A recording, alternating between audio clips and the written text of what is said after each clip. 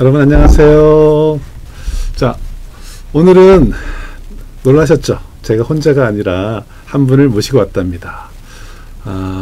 오늘의 주제는 여러분들한테 예고했던 그리고 부양 의무자 기준 이 폐지에 관해서 부양 의무자 기준 폐지에 관해서 고민하는 그런 시간이 되겠습니다. 이 영상은 우리 학과 학생들을 위해서 우리 학교 학생들을 위해서 이렇게 만들었지만 이것이 잘 촬영이 되면은 외부에도 공개할 예정이니까 여러분들 더 즐겁게 봐주시고 열렬하게 응원해 주시기 바라겠습니다. 자, 저 화면을 보시면은 어떤 내용이죠? 부양 의무자 기준이 뭔지 여러분들은 아시죠? 그 왼쪽에 보면은 저게 몇 년 전에 만들어진 거지만 부양 의무자 기준을 폐지합시다라는 이런 주장을 했던 단체가 있는데요. 부양 의무자 기준 폐지 행동 거기에서 참여하셨고, 그 다음에 저 오른쪽 보시죠. 문재인 대통령님 약속했죠. 부양 의무자 기준 폐지. 그 약속을 지키라는 저 플랜카드에 써 있는데 그 왼쪽에 잘 보이시나요? 저기 이렇게 선글라스 끼고 계신 저분이 바로 이분이시랍니다. 이분에 대한 얘기는 이 다음 페이지에 나오니까 여러분들 보고 보시기 바라겠습니다. 자, 오늘 벌써부터 재미있으시죠? 네. 이분의 제가 먼저 소개를 해드리겠습니다. 이름은 김윤경 사무국장님이신데 빈곤 사회연대라는 곳에서 일을 하고 계십니다.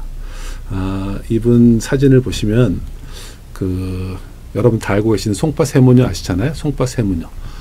그때 긴급 좌담회를 했을 때 여기에 발제자로 참여를 하고 계시는 모습을 보일 수 있고요. 그 다음에 그때 송파 세모녀의 그 기사가 처음 보도된 것이 한겨레 신문 기자께서 보도를 하게 된 것인데 그분과 같이 송파 세모녀의 사건과 그 다음에 그 당시에 한국 사회보장 제도의 문제점을 담아낸 그 책을 썼는데 그 책 제목이 바로 죄송합니다 이 책인데 이 책의 공동 저자이기도 해요.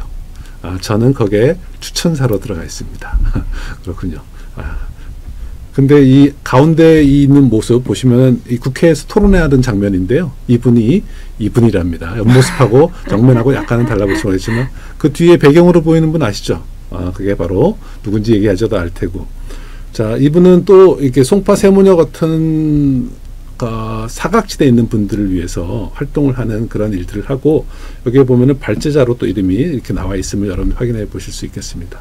자, 이런 여러 가지 활동을 하시는 분, 그러니까 우리나라 부양 의무자 기준의 문제를 가장 심각하게 느끼고 빨리 폐지하자라는 주장을 하고 계시는 그 장본인을 직접 여러분들한테 모시고 한번 여러분들과 같이 얘기를 해보는 그런 시간이 되겠어요. 근데 저분이 그 위에 사진을 보면은 분홍 종이배를 보내주세요 이렇게 써 있네요. 그 위에 부양 의무자 기준 폐지 글자는 잘 안 보이죠? 이게 근데 부양 의무자 기준 폐지라는 그런 문구가 되겠습니다. 근데 분홍 종이배하고 부양 의무자 기준 폐지하고는 어떤 상관이 있는 것인지 한번 직접 말씀을 들어보겠습니다. 인사하시죠. 네, 안녕하세요. 저는 빈곤사회연대에서 활동하는 김윤영이라고 합니다. 저 때는 저희가 2012년 8월 달부터 광화문에서 장애등급제 부양의무제 폐지를 위한 농성을 하고 있었는데요.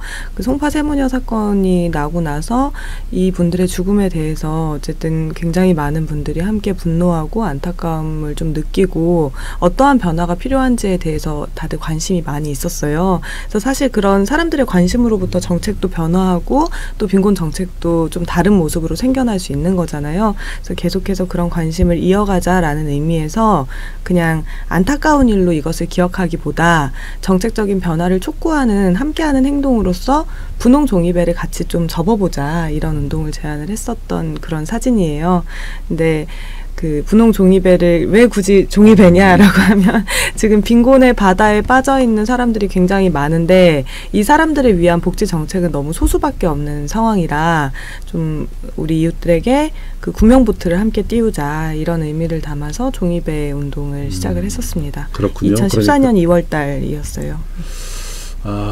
그런데 그 종이배가 그러니까 구명보트로서의 배인데 근데 그게 지금 분홍 종이배를 막 접어서 보내주는 분이 안 계시는 거 보니까 되게 뭔가 이유가 있는 거죠? 왜 그런 거죠?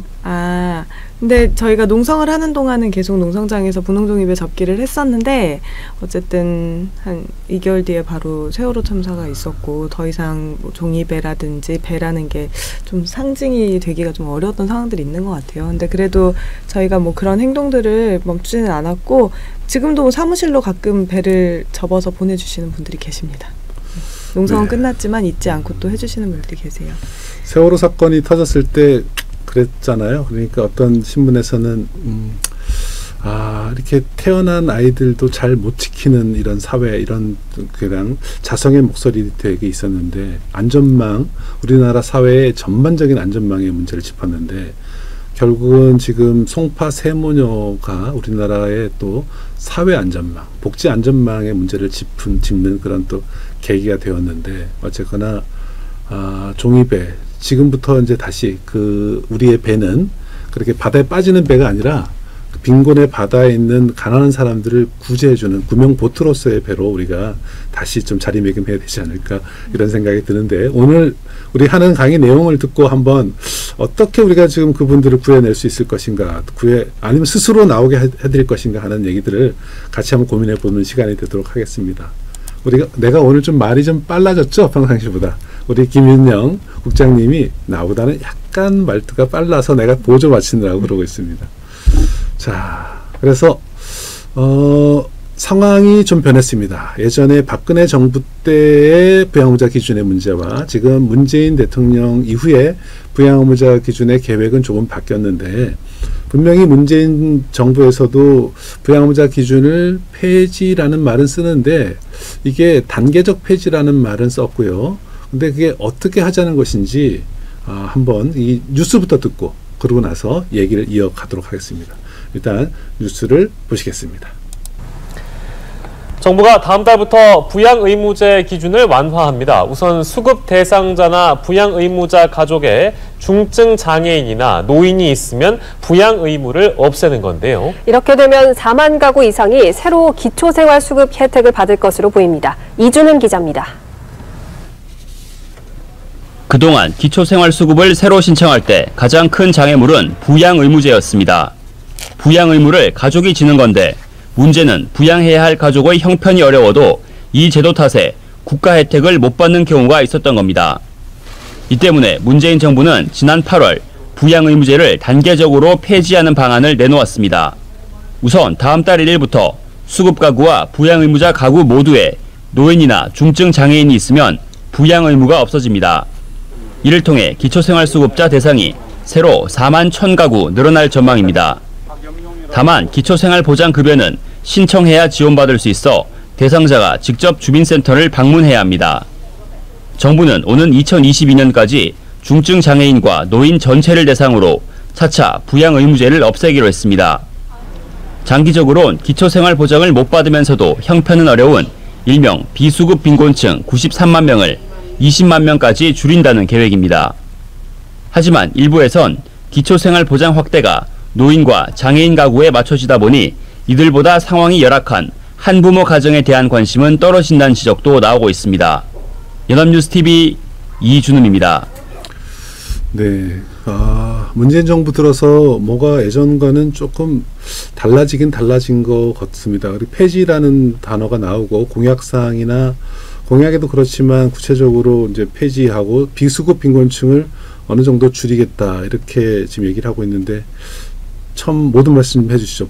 저 뉴스를 보시고 어떤 느낌이 드시나요? 지금 단계적 폐지안이 뭐 한 3단계 정도로 제안이 된 걸 방금 뉴스를 통해서 보셨는데요.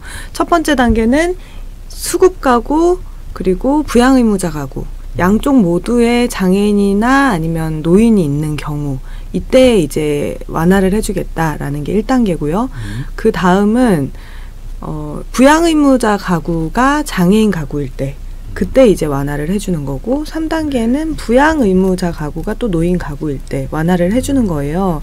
그러니까 여기에서 지금 빠진 것은 사실 수급 신청을 하는 사람들은 자신이 생활이 어렵고 돈이 필요해서 신청을 하는 건데 수급 가구가 노인이거나 장애인일 때에 해당하는 것이 아니라 부양의무자 가구가 그런 상황일 때에 대해서 보장을 해주는 거죠.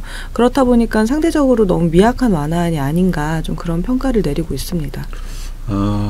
그러니까 지금 폐지를 가는 방향은 좋은 방향인데 그 예상하고 기대했던 정도의 수준이 못 되고 있다라는 그런 말씀으로 지금 듣겠는데요. 구체적으로 어떤 부분이 어떻게 문제가 될 것인지는 뒤에 가서 우리가 다루기로 하고요. 제가 이 수업을 위해서 자료를 참 많이 찾고 준비를 좀 해봤습니다. 그래서 일단 복지부 장관님의 그 발표를 들으면서 어떻게 하자는 것인지를 한번 직접 들으시면서 가면 좋겠는데요. 저 화면을 잘 보시면 2017년 8월에 바로 박능우 장관께서 기초생활보장 종합계획 1차 종합계획을 발표를 했습니다. 그러니까 3개년 계획, 법적으로 3년마다 한 번씩 계획을 세우게 돼 있거든요. 그러니까 2020년도까지의 계획이 사실 구체적으로 들어 있어야만 되는 그런 상황이고, 거기에는 부양의무자 기준에 관한 폐지에 관한 얘기들이 들어 있습니다. 즉 화면 주변에 있는 내용과 내용을 참고를 해서 들으시면 되겠습니다. 박능우 장관님의 발표 내용을 한 1분 정도 들으시겠습니다. 하고자 합니다. 세부 내용은 크게 4가지입니다. 첫 번째는 빈곤 사각지대의 획기적인 해소입니다. 그간 정부는 기초생활보장 수급자를 중심으로 빈곤층을 지원해 왔습니다. 수급자가 되면 정부에서 복지급여도 받고 각종 공과금 할인 등 추가적인 지원도 받을 수 있는 자격이 주어졌습니다. 하지만 기초수급자와 비슷한 정도의 소득이나 재산을 가진 어려운 가구를 하더라도 자신들을 돌봐줄 아들, 딸이나 부모가 있다면 그분들에게 부양 책임을 돌리고 정부나 사회에는 그 책임이 없다고 애써 외면해 왔습니다. 그런 분들이 93만 명이나 된다고 밝혀졌습니다. 돌봐줄 가족이 있는데도 세금으로 국가와 사회가 나서야 하느냐고 반대하시는 분들도 있고, 가족이 있으나 도움을 받지 못하는 극빈층은 국가와 사회가 당연히 보호해야 하는 것이 아니냐는 분들도 계십니다. 하지만 누구나 비바람을 피하고 누울 자리는 있어야 하지 않겠습니까? 우선 상대적으로 부담이 큰 주거 문제를 해결하기 위해 이분들에게 주거 임대료를 지원하도록 하겠습니다. 주거급여는 내년 10월부터 부양의무자 기준을 폐지하겠습니다. 생계와 의료 문제는 노인이나 중증 장애인 가구부터 해결하도록 하겠습니다. 수급을 신청한 가구가 노인이나 중증 장애인 가구인 경우 부양의무자가 모두 장애인연금이나 기초연금을 받는 평범한 생활 수준의 노인이나 장애인이면 올 11월부터 부양의무자 기준을 적용하지 않습니다. 다시 말씀드리면 노인이 장애인을, 장애인이 노인을 부양하느라 고생하지 않도록 하겠습니다. 2019년부터는 부양의무자인 자식이나 부모가 장애인연금 수급자인 중증장애인인 경우, 2022년부터는 부양의무자가 기초연금 수급자인 노인인 경우 부양의무자 기준을 적용하지 않고 기초생활보장급여를 신청한 분들의 살림살이만을 기준으로 지원하겠습니다. 부양의무자가 노인이나 장애인이 아니더라도 실질적으로 자식의 도움을 받지 못하는 비수급 빈곤층은 지방자치단체 지방생활보장위원회의 개별 심의를 의무화해서 최소화하도록 하겠습니다. 이는 좋은 아파트에 사는 아들, 딸을 둔 빈곤층까지 정부가 무분별하게 지원하겠다는 것은 아닙니다. 꼭 지원해 드려야 할 분들에게 적합한 지원이 이루어지도록 하겠습니다. 네, 여러분들 잘 보셨습니까? 근데 장관님의 말씀을 저는 어느 정도 이해할 수 있었지만 학생들이나 일반인들은 저 얘기를 듣는다고 해서 바로 이해가 되지는 않는 그런 좀 내용인데요. 저기 지금 화면상에 지금 보시면은 2017년 11월 달에 1차가 있고 2차는 바로 2018년 10월 달에 주거급여에 있어서요.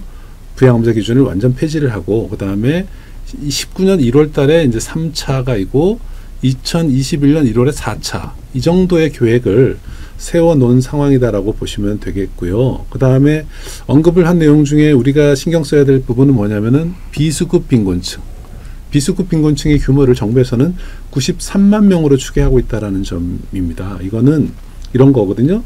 소득하고 재산이 기초생활보장 수급 자격 요건에 부합하는데도 수급자가 안 된 사람을 우리가 비수급 빈곤층이다 이렇게 얘기를 하고요. 차상위 계층은 바로 윗계층, 그 언저리에 있는 계층들이라고 볼 수가 있는데 그분들은 51만 명으로 추계를 하고 있다는 겁니다. 그래서 이 인원 중에서 2018년 10월 달에 주거급여에 관한한 90만 명 정도가 수급자가 될 수 있도록 대다수가 그러니까 주거급여에 관한한 그분들은 의료나 생계급여는 받지 그때까지 못하는 거고 의료급여나 생계급여를 받게 하겠다는 사람들이 지금 1차나 3차나 4차에 포함된 사람들은 조금 부양 기준이 완화되기 때문에 좀 들어올 수 있는 이런 부분이 되겠습니다. 그렇게 됐는데 이거를 보시면서 어떤 생각이 좀 드시는지 어떤 말씀을 좀 보완해서 해주실지 좀 말씀해 주시죠. 일단 장관께서 폐지하겠다라고 선언한 거는 굉장히 많은 발전이라고 생각해요. 폐지가 필요하다라는 것을 선언했다는 것은 중요한 지점이라고 생각하는데 지금 나온 계획이 다소 미흡하다는 데 좀 문제가 있는 것 같습니다. 그래서 여기에서 노인이나 중증장애인에게 완화하겠다라고 얘기했지만 아까 제가 말씀드린 것처럼 당사자가 아니거든요. 부양의무자가 노인이나 중증장애인인 경우 이렇게 되다 보니까 이게 실제 필요한 사람들에게 와닿는 정책이 되겠냐라는 비판이 많이 있습니다. 그래서 중증장애인이거나 노인 세대인 경우에 빈곤율이 훨씬 더 높다라는 건 이미 많이 알려진 사실이고 그런 수급 신청자들에게 근로능력이 있는 부양의무자들이 있다 할지라도 부양받지 못하는 게 부양의무자 기준 폐지의 가장 핵심적인 문제점이잖아요. 근데 그러한 문제를 좀 해결하지 못한다. 이런 부분에서 한계가 있는 것 같습니다. 정부에서도 이 가장 큰 문제로 현재 상황이 넓은 사각지대가 제일 큰 문제다라고 지적하고 있는 이 부분은 긍정적으로 볼 수가 있고요. 근데 그 부분에 대안도 사각지대를 해소하겠다라는 것이 일본의 정책 방향으로 잡은 것도 바람직해 보이는데 문제는 여기 주거급여에 사각지대에 있는 사람들이 주거급여의 대상이 된 것으로 그치지 사실은 더 중요한 것은 생계나 의료일 수 있는데 거기에 받을 수 있는 사람이 별로 많이 늘어날 것이 않다라는 거 그런 것이 지금 그동안에 요구해오고 문재인 대통령이 공약으로 한 사항들하고는 좀 차이가 있는 게 아니겠느냐 하는 좀 미흡한 게 아닌가 하는 얘기를 하는데 제가 여기서 잠시 여러분들한테 양해를 구하고 잠깐 정지했다 가겠습니다. 다시 시작합니다. 여러분들 잠깐 조금 전에 그 폰트 깨진 거 보셨죠? 폰트 깨진 거를 다시 정리하고 여러분들한테 보여드리느라고 잠깐 연결이 매끄럽지 못한 점 이해해 주시기 바라겠습니다. 제가 전문 방송인이 아니기 때문에 그런 겁니다. 자, 어쨌든 기초생활보장 종합계획이 발표된 그 보도 자료에 들어있는 내용을 제가 화면에 담은 것인데요.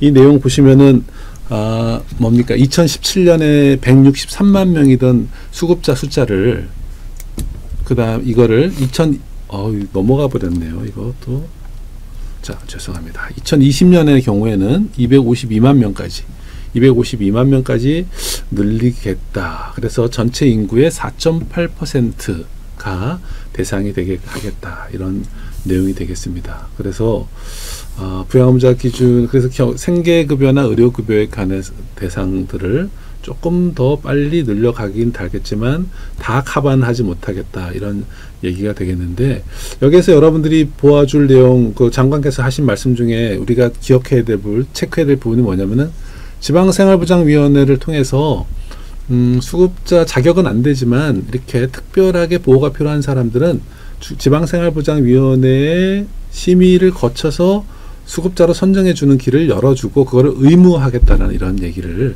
우리가 좀 기억해 줘야 되고 그리고 그 차상위 계층에 있는 사람들한테도 이런저런 혜택을 주도록 노력하겠다라는 이런 내용을 밝히고 있습니다. 그러니까 방향은 크게 나쁘지 않으나 그 부분이 과연 실효성 있는 대책인지는 하는 것에 대해서 조금 이따가 얘기를 나눠보도록 하고요. 지금 조금 전에 나온 그 표를 이제 조선일보에서 이렇게 예쁜 그래프로 만들어줘서 제가 인용을 해왔습니다. 그래서 그 인용해온 부분 내용을 보면은 조금 더 이해가 쉬울 수가 있겠는데 같은 내용이죠. 252만 명으로 좀 늘어나는데 비수급 빈곤층이 지금 93만 명이 최대 47 그러니까 20만 명까지 아니면은 47만 절반 가까이는 만 남기고 나머지 사람들은 수급자로 하겠다라는 이런 얘기가 되겠습니다. 저기 남아있는 숫자는 이제 생계급여나 의료급여 수급자가 이제 다 커버를 못하는, 그러니까 생계급여와 의료급여에는 부양의무자 기준이 여전히 남아있게 되기 때문에 저런 일이 생기는 거다 이렇게 보시면 되겠고요. 그런데 아까 조금 전에 우리 김 국장님이 설명을 했지만 이 오른쪽에 있는 이 그래프 그림 이 표는 에 대한 내용이 조금 이해하기가 어렵습니다. 그러니까 무슨 얘기냐면은 수급자 가구 노인 뭐 이게 뭔 얘기인지 이걸 어떻게 하자는 얘기인지 조금만 더 자세하게 좀 설명해 주시겠습니까? 네. 이게 국민기초생활보장제도가 워낙 신청 기준이 까다롭잖아요. 그러다 네. 보니까 생기는 문제인 것 같은데 부양의무자든 아니면 수급자든 기초생활보장제도는 무조건 가구 단위로 본다라는 것을 우선 좀 유념하셔야 될 것 같습니다. 그래서 수급 신청도 개인이 하는 것이 아니라 한 가구가 같이 해야 된다는 거죠. 그리고 부양의무자라는 것은 같이 사는 가족이 아니라 따로 살고 있는 가족입니다. 그래서 그 부양의무자 가구의 특성에 대해서 지금 이 표에 왼쪽에서 얘기하고 있는 거고요. 또 수급자 가구의 특성에 대해서 또 표의 오른쪽에서 이야기를 하고 있는 거예요. 그래서 그냥 이렇게 표만 보기에는 뭐 수급자는 모두 다 해당하니까 괜찮은 거 아니냐 이렇게 얘기를 할 수 있지만 사실 수급자 가구가 중증장애인이거나 노인일 때 더 많은 규정이 더 많은 완화가 있어야 수급 신청을 많은 사람들이 할 수 있다는 거죠. 근데 부양의무자 가구가 중증장애인이나 노인인 경우에는 사실 지금도 이미 소득이 좀 낮은 편이라 이미 사실은 수급을 받고 있을 가능성도 크고 그런 것이기 때문에 숫자가 그렇게 많지 않을 가능성이 높다. 그래서 수급 가구, 즉 지금 당장 이 급여가 필요한 가구의 상황에 맞춰진 완화안이 아니라 부양의무자 가구의 그 상황과 조건에 좀 맞춰진 완화안이 아니냐.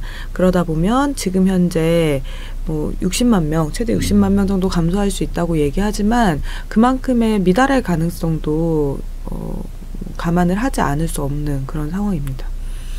그러니까 보통 이 보도를 보신 이런 분들은 중증 장애인들한테는 부양의무자 기준을 적용을 아예 맞아요. 신청한 사람 안 하는 거로 알거나 노인 분들은 다 그거를 우선적으로 그냥 해주는 거로 아는데 그게 아니라 그 신청자가 그런 게 아니라 부양의무자의 그런 분들은 부양 의무를 좀 면제해주는 이런 측면이라고 보시면 이해가 되겠네요. 그러니까 신문에 이런 거 났었잖아요. 그러니까 80세 노인이 100세 먹은 어머니 부양하라는 말이냐 뭐 이런 식의 신문 기사를 전해 본 적이 있는데 그런 분들을 노인을 부양하는 거를 없애주고 그 다음에 장애인이 또 비장애인을 부양하는 거를 그런 걸 좀 면제해 주겠다라는 정도의 취지이지. 그리고 네, 그렇다. 그것도 아주 상위 30%에 있는 분들은 또 여전히 부양 의무를 부과한다라는 그런 의미로 볼 수가 있기 때문에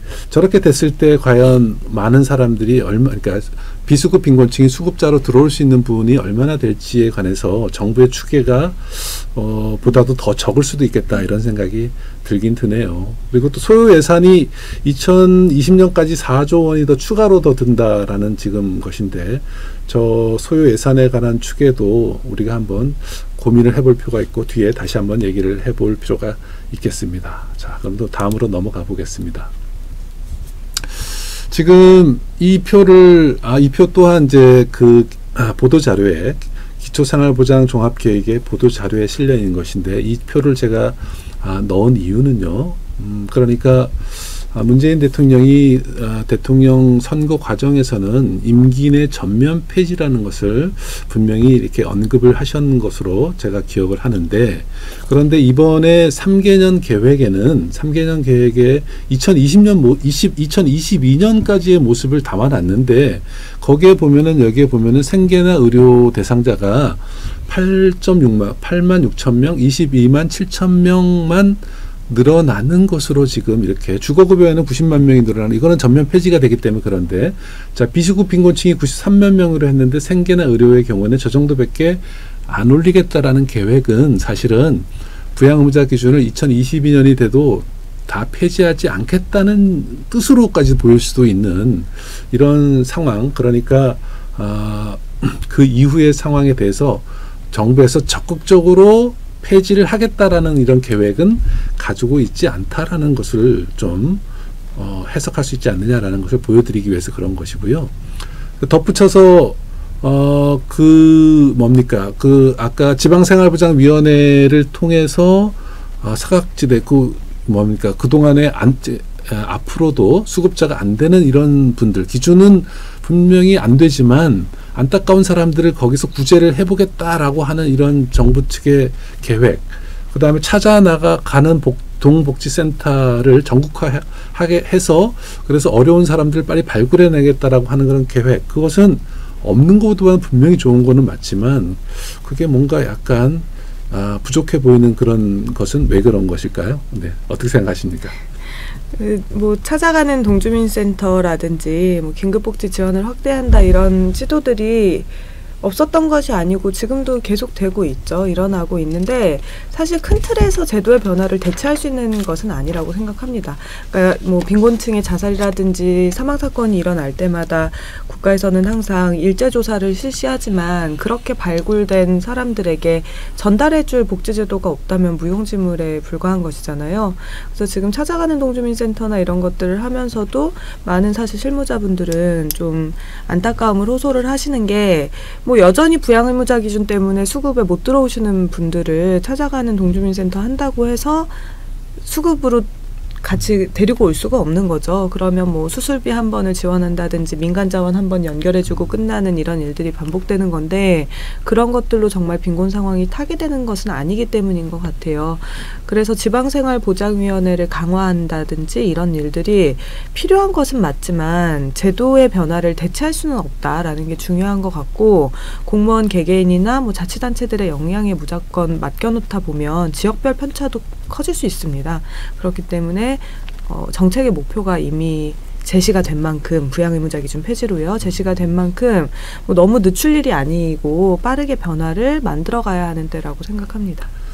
네, 그러니까 찻동이라고 불려지는 서울시 사본 찻동이라는 것을 보면은 찾는 거는 굉장히 좋으나 찾아서 도와줄 것이 없으면 의미가 없는 거 아니냐라는 말씀으로 제가 이해가 되는데 찾는 것보다 바로 줄 수 있는, 지원해 줄 수 있는 시스템을 갖추는 것, 이런 것들이 우선적이다, 이런 말씀으로 해석할 수 있을 것 같고요. 그 다음에 지방생활보장위원회라는 것이 지금 학생들이나 일반 분들이 잘 모르실 수도 있을 텐데 그 기능이 사실은 기준에는 안 맞으나 주변 사람들이 봤을 때 정말 이분은 안타깝다 하는 분들을 기준을 떠나서 특별하게 구제해주고 수급자로 만들어주는 그 통로가 되고 있는 것이 맞는 거죠. 네. 네, 그렇게 되는데 그게 현실적으로 저 많은 인원들을 거기에서 걸를 수 있다라는 것이 현실 가능한 얘기인가요? 어떻게 되나요? 그러면 과부하도 굉장히 심각할 것이고 또 지방자치단체에서 그렇게 결정하는 게 안 좋다라고 해서 여러 조치들을 강화하기도 했잖아요. 뭐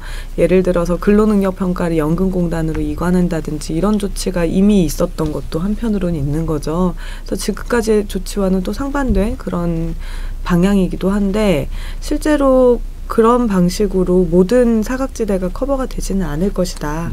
예, 근데 뭐 적극적인 조치를 하는 것은 좋지만 그 제도 변화를 대체할 수 없다라는 게 가장 중요한 것 같습니다. 네, 그러니까 담당 공무원들의 업무량이나 이런 것들 감안해봤을 때 적극적으로 저 장치를 이용해서 수급자를 만들어 주려고 하는, 그러니까 올리려고, 그러니까 의무적으로 그 분들을 다 올린다고 하더라도 그 지방생활보장위원회에서 저 많은 사람들을 심의를 제대로 할 수 있고 그 사람들 수급자로 만들 수 있을까 하는 것에 굉장히 좀 회의적인, 그러니까 생각이 든다, 이런 말씀으로 보입니다. 네, 제가 봐도 그 많은 비수급 빈곤층이 저렇게 많은데 그분들 신청하는 사람들을 일일이 안타까운 사람들을 다 올릴 수 있다라고 보는 것은 우리가 무리한 판단이 아닌가, 이런 생각이 좀 들긴 하네요. 자, 어쨌든 얘기를 또 다음으로 넘어가 보겠습니다.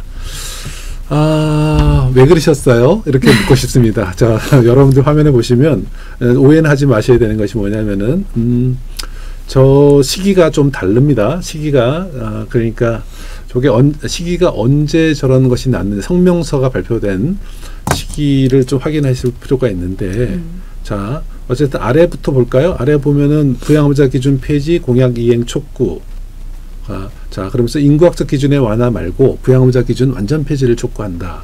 그러면서 수급자와 부양의무자의 국정기획 자문의 면담 요청. 그러니까 국정기획 자문위원회가 가동이 되던 그러니까 국정기획과제 100개가 골라지기 전에 저런 요구를 그러니까 정부가 잘못된 결정을 하지 말자라는 취지에서 저것을 한 것인데 혹시 김 국장님 저 자리에 계셨나요? 저 때 저 기자회견을 했었던 것은 국정기획자문위원회에 면담을 요청하는 기자회견이었는데요. 저 때 보건복지부에서 완화안을 발표를 했었어요. 방금 얘기했었던 그 인구학적 3단계 완화안 요거를 발표를 했었는데 문재인 대통령의 공약은 부양의무자 기준 폐지였잖아요. 근데 보건복지부가 대통령의 공약과 무관하게 완화 계획을 낸 거죠. 그래서 왜 이렇게 하는 것이냐. 지금 보건복지부에서 이런 식으로 발표를 했는데 국정기획자문위원회의 생각은 문재인 정부의 생각은 무엇인지 이거에 대해서 좀 질문을 하는 거였고요. 오히려 보건복지부가 공약 이행을 지금 안 하려는 게 아니냐 이런 논조로 이제 저희는 좀 비판을 했었던 것이고 그리고 면담을 저때 이제 요청을 해서 뭐 면담을 성사하고 이후에 100대 과제에 부양의무자 기준 폐지에 대한 내용이 좀 담기고 그렇게 되었습니다.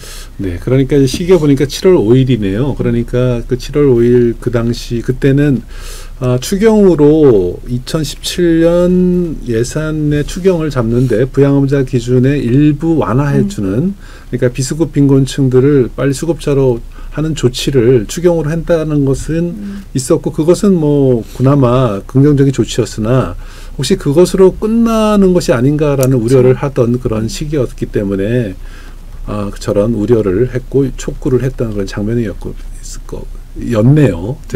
자꾸 말이 꼬입니다만은 자 위에 성명서를 보면은 네 복지부의 부양의무자 기준 폐지하는 폐지가 아니다. 저 얘기도 그러면 그때 그 구체적인 기초생활보장 기본계획이 발표되기 전에 얘기인 거죠? 1차 기초생활보장제도 계획안 전에 이제 기초생활보장제도 좀 아까 얘기하셨던 추경안과 그 이후에 완화안 관련해서 대략적인 내용들이 나왔을 때고 주거급여 폐지안은 나오기 전이었었던 걸로 알고 있어요. 예. 그래서 어쨌거나 그 국정기획과제가 발표되면서 주거급여는 2018년 10월에 폐지가 된다라는 것이 결정이 된 것은 분명하게 약속을 지켜가는 과정 중에 하나로는 볼 수가 있는데 문제는 지금 끝에 그 임기 말에 갔을 때 어느 정도까지 달성을 하느냐 하는 것이 지금 빈민단체에서는 관심 있게 보고 있는 그런 거라고 보시면 되겠네요. 그러니까 지금 저때 나왔던 성명서는 약간 잠정 보류 정도로 해석을 하면 될 거라는 생각이 듭니다. 맞죠? 근데 저 자리에 빨리 하자라는 내용이죠. 근데 저 자리에 계셨는지는 말씀 안 하시는데 안 계셨는 거는 얘기해 주셔야 되는데. 예, 저는 전날 휴가를 갔었는데. 그렇군요. 네. 어쩐지 자주 보이던 분이 안 계셔가지고 제가 자료를 찾으면서 봤을 때 좀 의아했습니다. 그러면은 조금 전에 했던 얘기하고 연속성 상일 수도 있는데요. 정부가 지금 3개년 계획을 발표를 한 내용을 가지고 충분히 만족스럽지는 않잖아요. 그러니까 과정으로 그래도 시작은 했다라는 건 인정하지만 만족스럽지는 않다라고 얘기를 하는 건데 지금까지 주장은 빨리 전면 폐지를 해라라는 것이 요구인 것인데 맞나요? 맞습니까? 네, 그렇죠. 그러면은 어떤 이유로 약간의 불만이 있는지 좀 이 화면을 제가 정리한 내용이 맞는 것인지 한번 보고 말씀을 해주시면 좋겠네요. 현재 정부의 문제점은 첫 번째로는 당연히 현재 있는 사각지대를 모두 다 해결하지 못한다라는 점이라고 봅니다. 그래서 현재 있는 사각지대를 뭐 어느 정도 해결하겠다라고 목표를 제시하긴 했지만 지금까지 정부에서 사각지대 해소를 위한 계획을 내놨었던 게 단 한 번도 달성이 된 적이 없거든요. 그래서 지금 부양의무자 기준 같은 경우에도 17년 역사 동안 굉장히 여러 차례 완화가 되었었지만 항상 기초생활수급자 숫자는 인구의 3% 내외를 유지를 해왔습니다. 그런데 이번에도 이 정도의 완화안에 그친다면 그 수준을 유지하는 그거에 그냥 머무를 가능성이 훨씬 더 크다고 생각해요. 그래서 그렇게 사실 혁신적이거나 전면적인 완화안이라고 평가하기에는 좀 어려운 부분이 있습니다. 그래서 주거급여에서 부양의무자 기준이 폐지되고 그 전에 2년 전에 교육급여에서 폐지가 됐었던 것처럼 생계의료급여에서 순차적으로 폐지한다든지 아니면 조금 더 빠른 속도로 폐지를 한다든지 이런 좀 혁신적인 조치가 있지 않으면 현재 사각지대를 완전히 해소하는 데에는 결국에는 실패할 것이다 라고 보이는 게 제일 중요한 이유가 될 것 같고요. 또 한 가지 부분은 부양의무자 기준을 폐지한다는 것은 단지 사각지대를 해소하는 이런 것뿐만 아니라 한국의 복지 정책이 어떻게 갈 것인가 이 부분에 대해서도 같이 좀 대답을 하는 면이 있다고 생각해요. 그러니까 한국 사회복지가 가리켜야 하는 가치에 대한 문제인 거죠. 그래서 빈곤에 빠진 국민들의 생계의 책임을 개인과 그 가족들에게 계속 떠넘길 것인지 아니면 사회와 국가가 우선 책임질 것인지 이거에 대해서 대답하는 게 부양의무자 기준 폐지로 가는 길 위에 있다고 생각하고 결국에는 사회와 국가가 빈곤 문제를 어떻게 인식하고 함께 해결할 사회 문제로 바라보는지 안 보는지에 대한 좀 대답을 얻는 문제라고 생각합니다. 그런 점에서 완전 폐지와 그렇지 않은 완화는 굉장히 큰 차이점을 가지고 있죠. 그렇군요. 그러니까 부양의무자 기준이 없어져야 그래야 사각지대가 다 해소될 수 있는 길이 열리는 것이지 이게 어떤 이유로든 남아있는 한 완화가 되는 한 그것으로 인해서 수급자들이 안 되는 사람들이 대량으로 존재할 수밖에 없다라는 이유로 제가 이제 해석을 하고 있는데 그런 이유 중에 하나가 바로 저기 화면에 나와 있는 이 금융정보 동의서 제출 의무. 수급자가 되려면은 소득이 최저생계비, 지금 최저생계비 아닙니다. 소득이 중위소득의 30%, 40%, 43%, 50%가 되지 않거나 소득 인정액이죠. 그러니까 재산과 소득을 고려해서 그 기준 이하가 되는데 또 하나의 조건은 부양 능력이 있는 부양 의무자가 있으면 안 되게 돼 있는데 부양 능력 의무자가 있으면 부양 능력이 있는지 없는지를 조사하기 위해서 그 부양 의무자로부터 금융정보 동의서를 받아오게 해야 그래야지 정부가 그 개인정보법 이런 것 때문에 그 사람들의 조사를 할 거 아닙니까? 그런데 수급 신청자들이 그거를 부양 의무자로부터 받아온다는 게 대단히 어렵다라는 그렇기 때문에 이 사람들이 수급 신청 과정에서 포기를 해버린다. 그런 이유가 바로 부양의무자 기준의 가장 큰 문제다라고 알고 있습니다. 이 부분이 실제로 그것이 그렇게 작용하고 있나요? 그러니까 수급 신청을 하려고 할 때 가장 큰 걸림돌이 되는 면이죠. 그래서 금융정보 제공 동의서라는 것은 자신의 금융을 정부가 모두 다 봐도 된다라는 서명 같은 건데 빈곤층일수록 가족관계가 소원한 경우가 많이 있고요. 그리고 사실 현대사회에 살아가고 있는 대부분의 가족들이 그러한 이유로 서로에게 금융정보를 제공하는 동의서를 써주기는 어려울 겁니다. 그렇죠. 생계를 따로 하고 있는 가족들이 뭐 내 정보를 누군가 볼 수 있도록 한다라는 게 상당히 어려운 결정인데 이런 게 수급 신청을 하는 사람들에게만 요구가 되고 있다는 거죠. 이게 좀 큰 문제라고 보여지는 것이고 이 금융정보 제공 동의서나 부양의무자 기준이라는 것을 통해서 수급 신청을 하는 사람들이 결국에 받게 되는 메시지는 당신의 가난은 당신이 알아서 혹은 당신의 가족의 도움을 받아서 해결해야 된다라는 것인데 그렇게 하지 못했을 경우에 또 죄책감이 한편으로 있는 거죠. 그래서 나는 왜 내 가족으로부터 도움을 받지 못할까?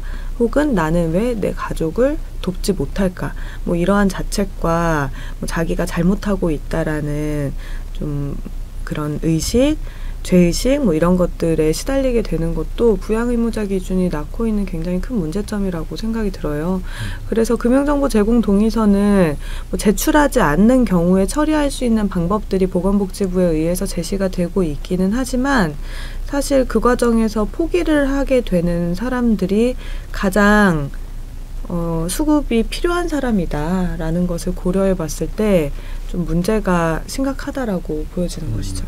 근데 금융정보 동의서를 제출하지 않더라도 혹시 그 공무원이 직접 직권으로 조사를 할 수는 있게 되어 있죠? 네, 지침에서는 그렇게 되어 있지만 많은 분들이 그런 사실을 안내받지 못하거나 네. 그리고 그 과정이 굉장히 오래 걸리고 행정력이 많이 소모되는 일이기 때문에 지자체에서도 특별한 사유가 있지 않으면 다소 좀 먼저 나서서 하기에는 어려운 일이 되고요. 이게 또 개인정보를 잘못하면 마음대로 보는 일이 되기 때문에 그 공무원 본인이 감수를 해야 되잖아요. 네. 그래서 그런 일을 쉽게 하기는 어려울 것 같아요. 쉽게 선택하기는. 뭐 강력한 요구나 이런 게 있어야 되는데 사실 수급 신청자들은 그 과정에서 이제 중간에 포기를 하는 경우가 더욱더 많이 있죠. 우리가 하는 이 수업을 혹시 어떤 분들이 공무원들이 보게 된다면 그런 시스템을 어떻게 고민해 볼 수 있지 않을까? 그러니까 좀 더 공무원들이 편안하게 부양의무자의 소득과 재산을 열어볼 수 있도록 부담 갖지 않고 이렇게 할 수 있는 방법이 무엇인가를 좀 찾아내면 그나마 그래도 현재 시스템 내에서도 더 발굴은 할 수 있을 텐데 금융정보 동의서라는 저 시스템이 존재하고 그것이 공무원들이 열어보는 거에 대해서 부담을 느끼는 한 부양의무자 기준이 없어지지 않는 한은 정말로 비수급층들이 계속해서 존재하게 만드는 가장 큰 이유로 작용할 수밖에 없게 되겠네요. 또 한편으로는 저 금융정보를 너무 많은 사람들이 열람하는 것 때문에 사고도 되게 많이 생기고 있거든요. 그래서 이게 열람이 쉬워지는 게 문제라기보다는 부양의무자 기준이 폐지되는 게 훨씬 좋은 해결책이겠죠. 네, 볼 필요가 없는 게 가장 좋은 것 같습니다. 어쨌든 잘 들으셨죠? 자, 그 점을 다 감안해서 이 방송을 혹시 공무원께서 보고 계시다면 감안해 주시기 바라겠습니다. 자, 제가 또 한번 찾아봤습니다. 뭘 찾아봤냐면은 사람들이 완화하면 되는 거 아니야? 그 정도 완화했으면 충분한 거 아니야?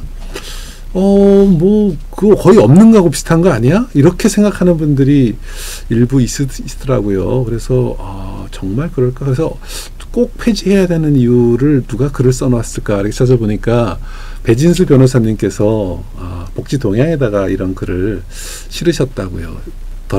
그런데 이 실은 내용 여러분들 이렇게 잠깐 정지하시고 이 화면을 쭉 읽어보시면 되겠습니다. 제가 뭐 읽어드리지는 않겠지만 약간 색깔이 다르게 되어 있는 부분을 한번 보시면은 부양의무자의 범위를 일부 축소하거나 소득 및 재산 기준을 조정해 나가는 것만으로는 부양의무자 기준으로 인한 비수급 빈곤층 문제에 대한 근본적인 해결책이 될 수 없는 이유다.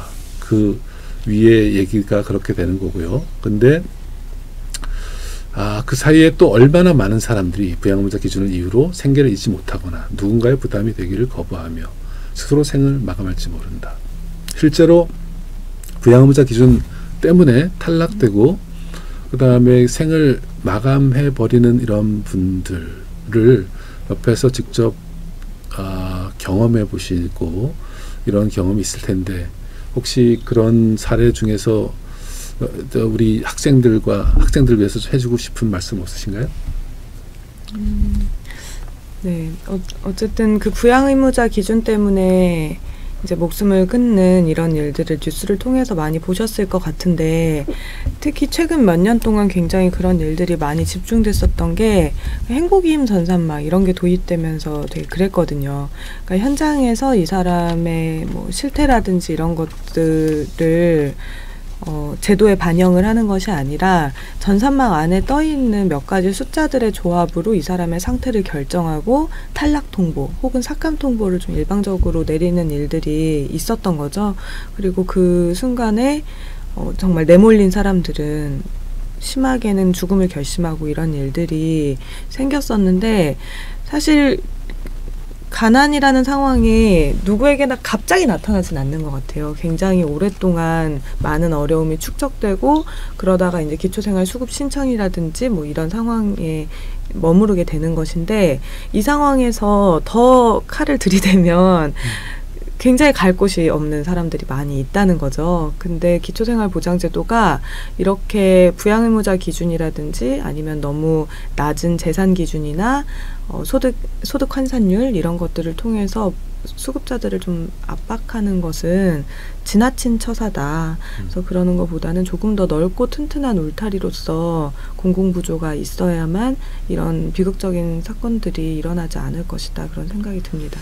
그러니까 이게 부양의무자 기준이라는 것이 생존의 문제와 관련된 기준이라는 거죠. 이것이 사람들의 이거 무슨 있으면 조금 있어도 뭐 그렇고 없어도 그런 문제가 아니라 이거는 생존, 삶과 죽음의 선택에도 영향을 주는 정도의 엄청난 기준을 이렇게 유지를 그냥 하고 있다라는 충분한 이유가 없이.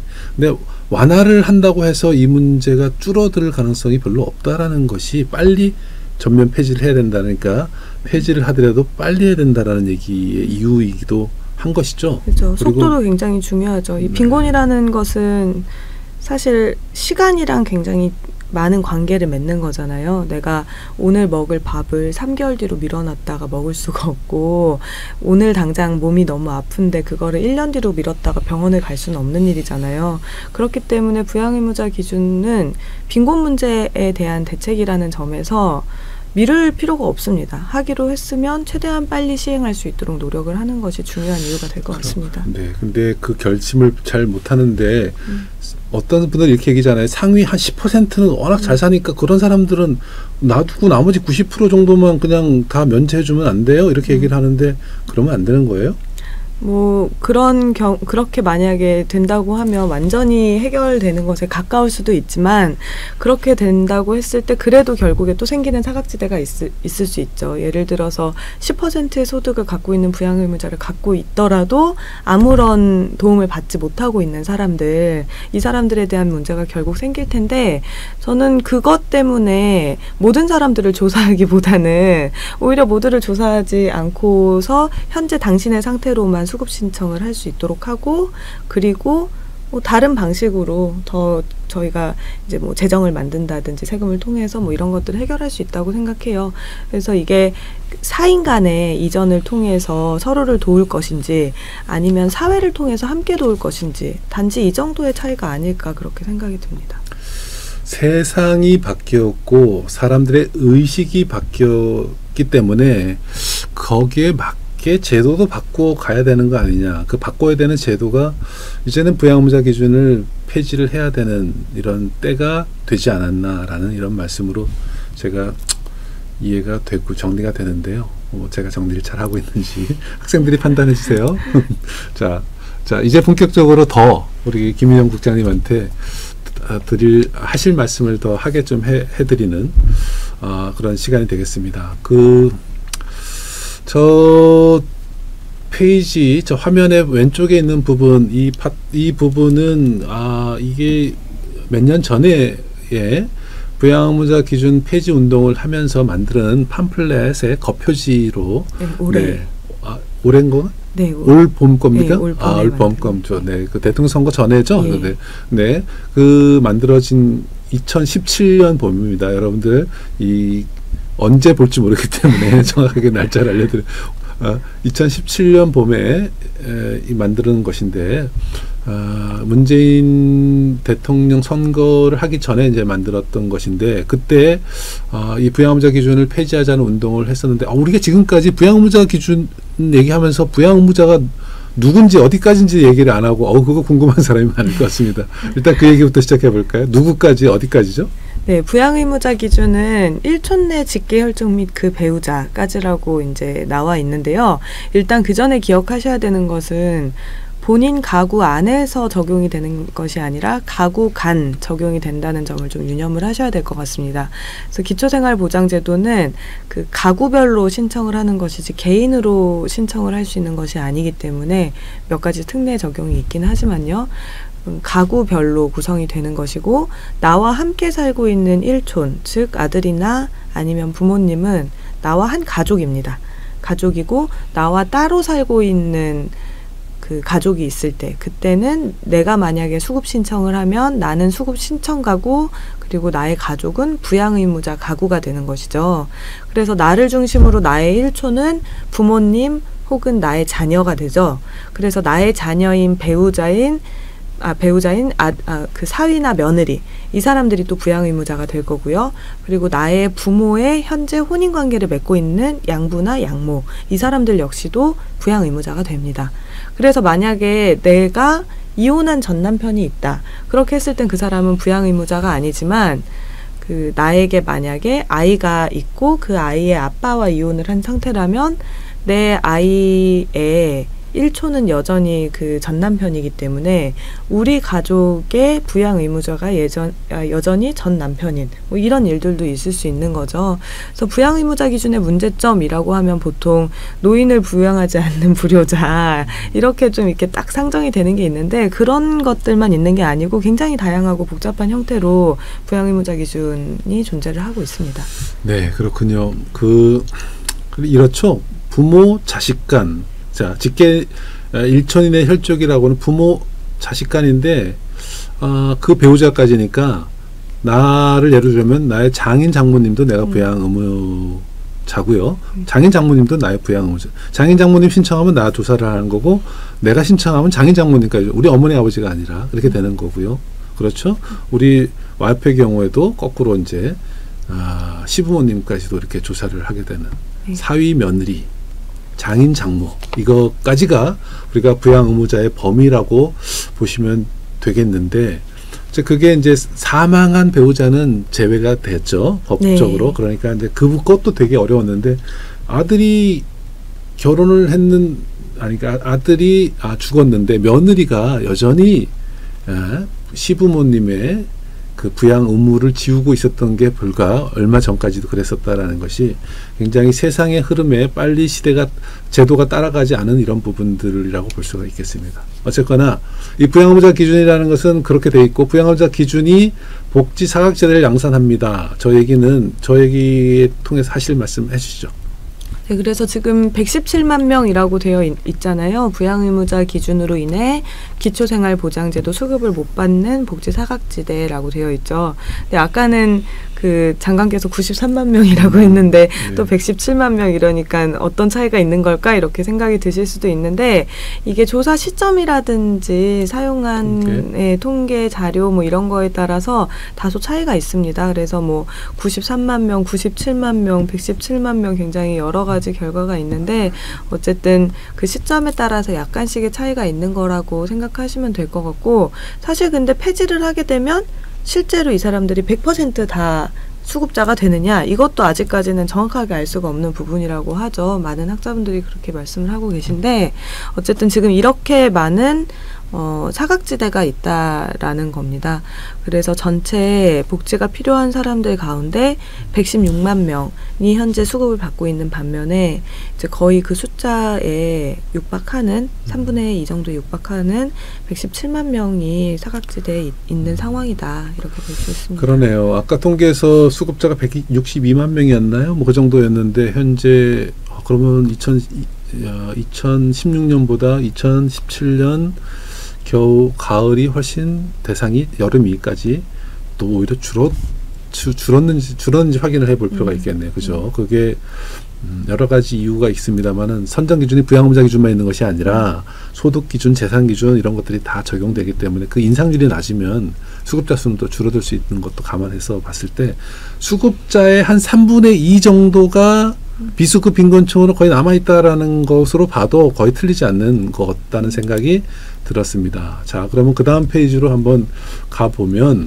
자, 부양 의무자 기준에는 어떤 문제가 있느냐. 근데 저 유서 직접 쓰신 거, 어떤 분이 저런 내용의 유서를 쓰셨는지 한 말씀 좀 해주시겠습니까?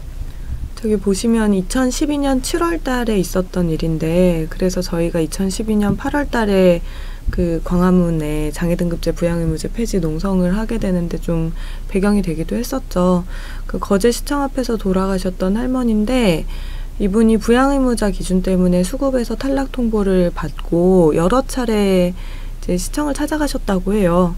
그래서 나는 지금 사정이 너무 어렵고 자녀들에게 삶을 의탁할 수 없다라는 얘기를 수차례 하셨던 것 같은데 뭐 자신들도 방법이 없다 이런 거절을 당하셨겠죠. 그래서 그럴 때 이제 보통 많이 하시는 얘기가 법이 그래서 저희도 어쩔 수가 없어요 이런 얘기를 많이 하세요. 근데 그래서 그랬는지 그 할머니께서 법도 사람이 만드는 것인데 법이 사람에게 어떻게 이럴 수 있냐 이런 내용의 유서를 남기고 스스로 목숨을 끊은 일이 있었어요. 그래서 굉장히 마음이 아픈 일이죠. 그리고 더욱더 이후에 마음이 아팠던 것은 이때 당시에 높아진 사위의 소득이라고 조사가 됐었던 것은 그 전년도 소득에 불과했었고 그 시점에는 사실 사위가 몸이 아파서 일을 하지 못하고 있는 것으로 드러나기도 했었어요.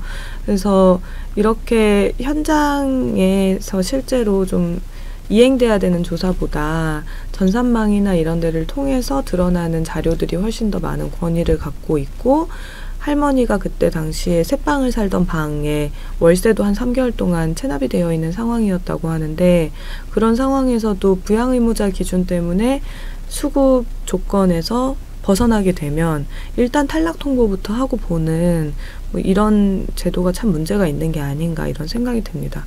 그래서 많은 분들이 좀 또 궁금해하시는 게 부양의무자 기준이 있으면 부양의무자로부터 돈을 국가가 받는 것이 아니냐, 부양비를 청구해서 받는 게 아니냐 이렇게 생각하시는데 현재 그렇게 제도 운영이 되는 게 아니거든요.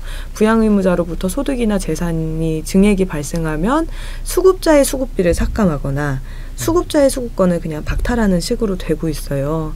그럼 부양의무자의 소득이 높아진 게 수급자한테 영향을 미쳤을 가능성은 많지 않은데 일단 수급자 수급비부터 삭감하고 있는 뭐 이런 상황이죠. 굉장히 강력하게 적용을 하고 있는 문제가 좀 있습니다.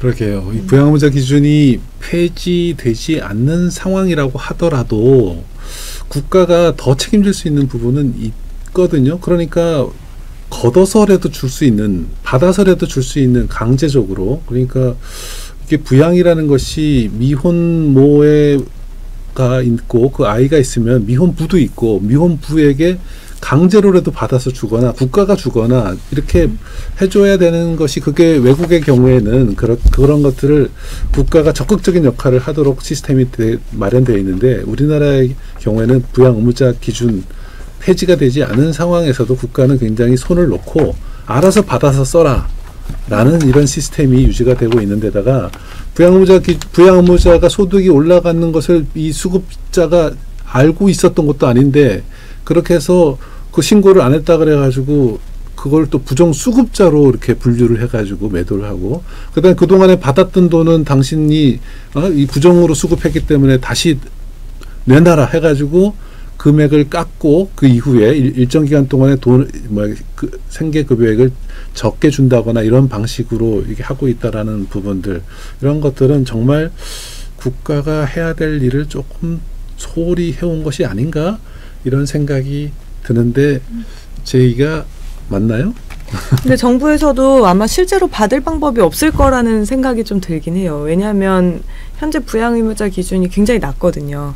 예를 들어 수업을 지금 듣고 계신 학생분들도 내가 졸업을 하고 얼마만큼 돈을 벌어야 과연 부모님을 완전히 부양할 수 있을까? 부모님 소득 하나도 없이 쓰시고 계신 생활비 이런 걸 내가 완전히 댈 수 있을까? 그걸 한번 예상을 해보세요. 어느 정도가 필요할까? 근데 현재 기초생활보장제도는 혼자 사는 수급 가구가 혼자 사는 부양 의무자 가구에게 완전히 부양을 의탁하는 소득 기준선 그것을 얼마로 보고 있냐면 부양 의무자가 한 231만 원 요 정도를 벌면 세전 기준입니다. 세전 기준 그 정도를 벌면 혼자 사는 수급 가구 한 명의 생계를 완전히 이제 돌볼 수 있다라고 얘기를 하고 있고 혼자 벌고 있는 부양 의무자에게 2명의 수급 신청자, 수급 가구를 완전히 의탁할 수 있다라고 보는 기준은 270만 원입니다. 277만 원. 근데 277만 원을 벌고 있는 한 사람에게 나머지 2사람도 완전히 부양할 수 있다라고 보고 있는 거예요. 근데 만약에 이 사람들에게 수급권을 우선 주고 정부가 부양 의무자에게 한 달에 그럼 내가 부양을 했으니까 80만 원 나에게 내놔라, 90만 원을 당신에게 청구한다라고 하면 과연 낼 수 있을까요? 그 부양의무자 가구들이. 그래서 실제로 가능하지 않은 것들을 적용을 하려고 하다 보니까 그 고리에서 가장 약한 수급자의 수급권을 박탈하는 식으로 그냥 일단 좀 가름하고 있다, 이런 생각밖에 들지 않습니다. 이 제도를 유지하고 있는 분들은 아마 그 정도의 부양은 얼마든지 하고 있는 게 아닐까. 그러니까 그렇게 만들지 않았을까, 이런 생각도 듭니다만은 저는 도저히 그렇게 부양을 할 수는 없을 것 같다는 생각이 드네요. 나에게도 자식이 있고 그 자식을 또 잘 키워야 되는 그런 의무도 있고 등등 해서, 그런데 우리는 왜 이렇게 제도를 운영하고 있을까요? 그리고 자, 여러분들 또 간주부양비라는 걸 여러분들이 아시는지 모르겠는데, 간주부양비라는 게 있잖아요. 그 부양의무자가 실제로 보내지 않았는데도 소득이 얼마 정도 이상이 되면은 보내는 거로 간주를 해서 생계비에서 그걸 빼고 주는 이런 시스템인데, 지금 이 탈락자, 부양의무자 기준 때문에 탈락시킨 사람이 2014년, 2015년 그 사이에 거의 4만여 명이 탈락됐는데, 이 사람들이 생계비를, 부양비를 받았기 때문에 탈락시킨 건가요? 그런 게 아니지 않아요. 조사를 자세히 해보면 되겠지만 실제로 그 부양의무자들이 부양비는 거의 하나도 안 줬을 때도 줬을 거라고 가정을 해서 탈락을 시켜버리는 거가 된다는 것은 이거는 좀 아니지 않나. 그러니까 부양의무자 기준을 폐지를 하는 게 맞는 것 같다는 자꾸 생각이 드는데, 여러분들은 어떻게 생각하고 있습니까? 여러분들은 지금까지 방송, 이게 우리의 수업을 들으면서도 그렇게 생각하지 않을 수도 있고 다른 생각이 막 들 수도 있는데, 그 부분은 뒷부분에 가서 또 다루도록 하겠으니까 그거는 조금만 기다려 주시고요. 다음, 부양의무자 기준은 가난을 대물림시킵니다. 그러니까 빨리 이거를 폐지했으면 좋겠다라는 얘기인데요. 어떻습니까?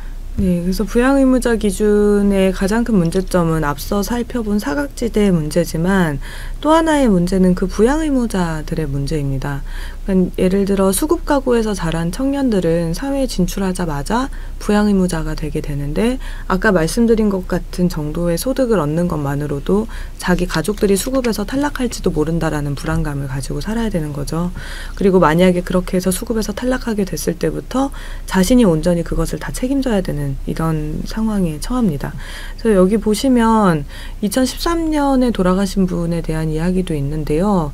그 신부전증을 앓고 계시던 아버지였는데, 딸 이혼 후에 혼자서 생활을 하시다가 딸이 취업했다라는 것 때문에 이제 수급 탈락 통보를 받고 이제 스스로 또 목숨을 끊었었죠. 그래서 이런 일들은 결국 자식에게 부담이 될 수 없다라는 거거든요.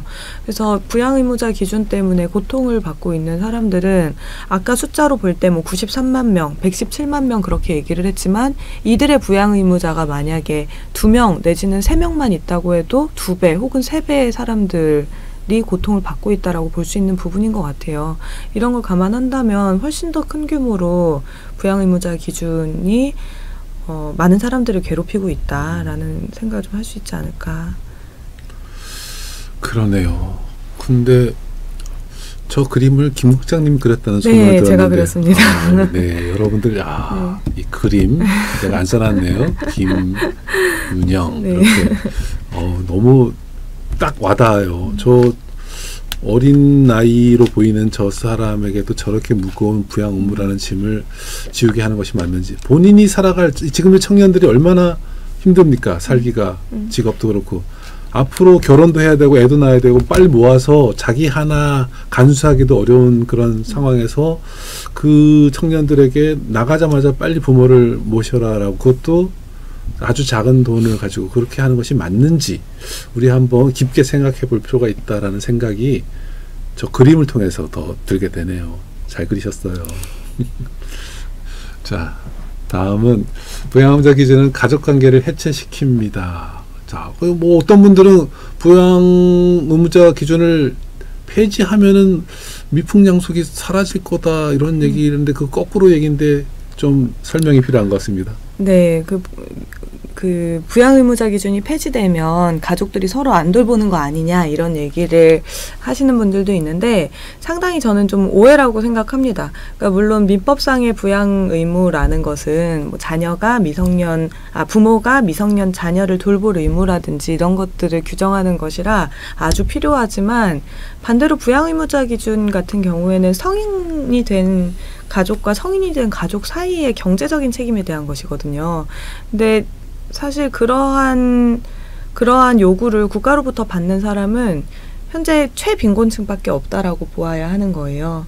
물론 최근에는 그 부양에 대한 그 가족들 간의 소송이나 뭐 이런 것들도 많이 있는 상황이기는 하지만 그거는 굉장히 재산이 많은 사람들 간에 있는 얘기고 대부분의 사람들은 상호 부양을 한다는 게 상당히 어려운 상황으로 접어들고 있잖아요.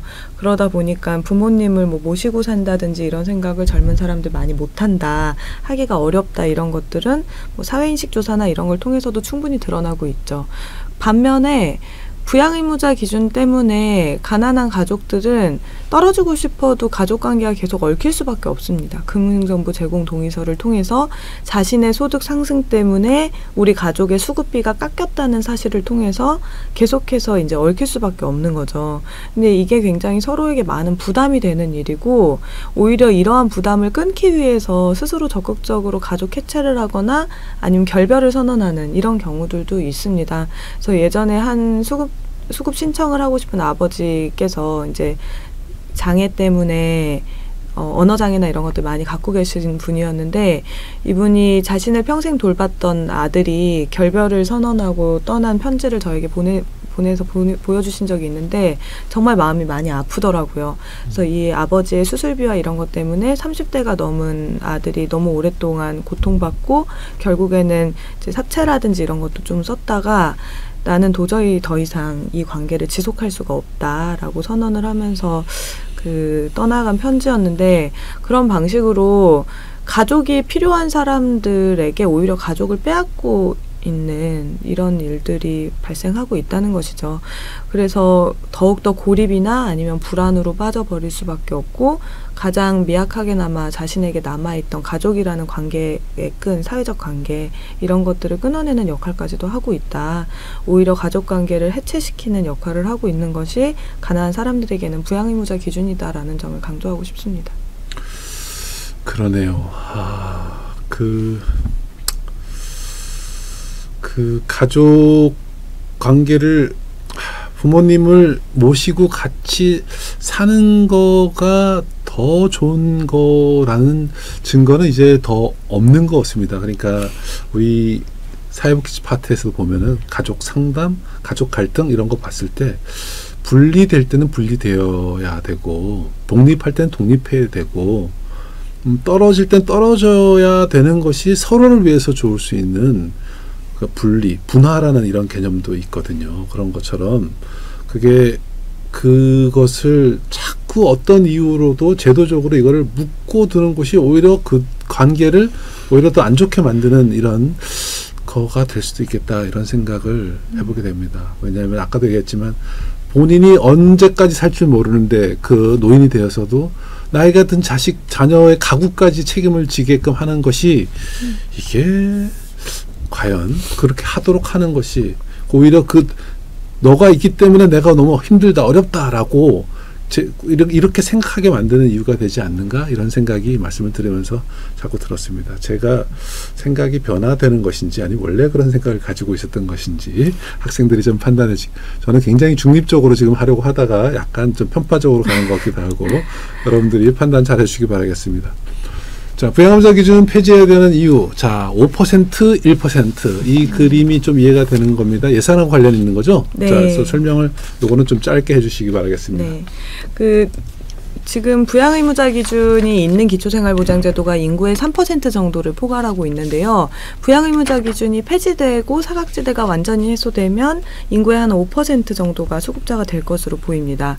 이렇게 됐을 때 너무 많은 재정이 들어서 불가능하다라는 얘기를 많이 하시는데 그렇게 측정되는 재정의 양이라고 해도 뭐 한 7조, 8조 정도가 추가 예산으로 소요되는 것으로 보이고 그것을 달성한다 할지라도 15조 정도가 연간 소요 예산으로 보입니다. 근데 이 정도가 되면 국내 총생산량 1%거든요. 그래서 GDP의 1% 정도를 사용해서 내가 가난에 빠졌을 때 가족들의 경제력 여부와 상관없이 수급을 신청할 수 있다면 괜찮지 않을까. 그러니까 국민들도 충분히 동의할 만한 일이고 그리고 사람들에게도 굉장히 필요한 일이 될 것이다 라는 생각이 들어요. 그래서 그 정도의 복지 발전을 위해서 이 정도의 재정을 사용하는 것은 필요한 일이라고 생각하고 우리나라 복지가 발전하는 데 필수적인 조건이 될 것이라고 봅니다.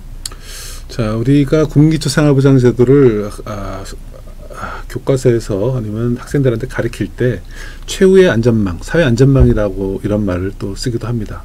그것이 최후가 아닐지 모르지만 어쨌든 최후에 가까운 사회 안전망이라고 보는데 그것에서 또 빠지면 그야말로 살아갈 희망을 찾기가 어렵기 때문에 그렇다고 할 수 있는 거죠. 근데 우리나라는 1차 안전망, 2차 안전망, 그러니까 1, 2가 무엇인지는 뭐 다르게 생각. 그 위에 있는 안전망들이 되게 허술하지 않습니까? 그 고용보험, 산재보험, 건강보험의 보장률까지, 고용보험과 국민연금 뭐 이런 것들의 가입률, 그래서 수급률 이런 걸 딱 감안해 봤을 때 다른 선진국보다 상당히 공공부조에 더 의존해야만 되게 되는 구조를 가지고 있음에도 불구하고 다른 나라보다 더 불평등한 소득 분배 구조를 갖고 있음에도 불구하고 우리나라의 수급률, 전체 국민 중에서 차지하는 수급자 수의 비중은 다른 나라에 비해서 굉장히 상대적으로 굉장히 낮은 그런 나라라고 보시면 되는데 저는 개인적으로 최하 5%는 돼야 최후의 안전망으로 수급률이 5%는 돼야 최후의 안전망으로서 기능을 할 수 있는 게 아닌가 이런 생각을 가지고 있습니다. 그러니까 경제가 더 나빠지면 조금 더 그 수급률은 올라갈 수 있겠지만 경제가 좋아지다고 하더라도 항상 이 일자리를 찾는 서로 경쟁하는 사람들도 있고 일할 수 없는 사람들도 존재하고 하는 등등의 상황 때문에 5%의 사람들은 국가가 생계를 보장해줘야 되는 시스템을 갖추고 있어야만 그 사회가 안정적으로 잘 유지될 수 있다라는 그런 생각, 이것을 뭐 과학적으로 입증하라 이렇게 얘기할 수 없습니다만은 우리 현재 구조는 그렇습니다. 그런데 지금 우리나라는 비수급 빈곤층들을 수급자로 다 포함시키면 그 숫자가 얼추 그렇게 5% 수급률이 되는 그런 상황이 되는 것 같습니다. 그러기 위해서는 필요한 예산, 지금 현재 급여액이 충분하지도 않지만 지금 현재 수준이라도 그 정도까지는 우리가 안 하는 게 아니라 할 수 없는 게 아니라 돈을 다른데 엉뚱한 데 쓰고 있는 돈을 이쪽으로 돌릴 수 있는 여지가 있지 않는가 이런 생각을 저는 해봅니다. 어쨌든 부양의무자 기준 폐지의 찬반을 떠나서 수급률을 5% 정도로 유지를 하는 것에 관해서는 저도 평상시에 그런 지론이라는 점 우리 학생들한테 말씀을 드리겠습니다. 여러분들은 어떻게 생각하시는지 뭐 궁금합니다.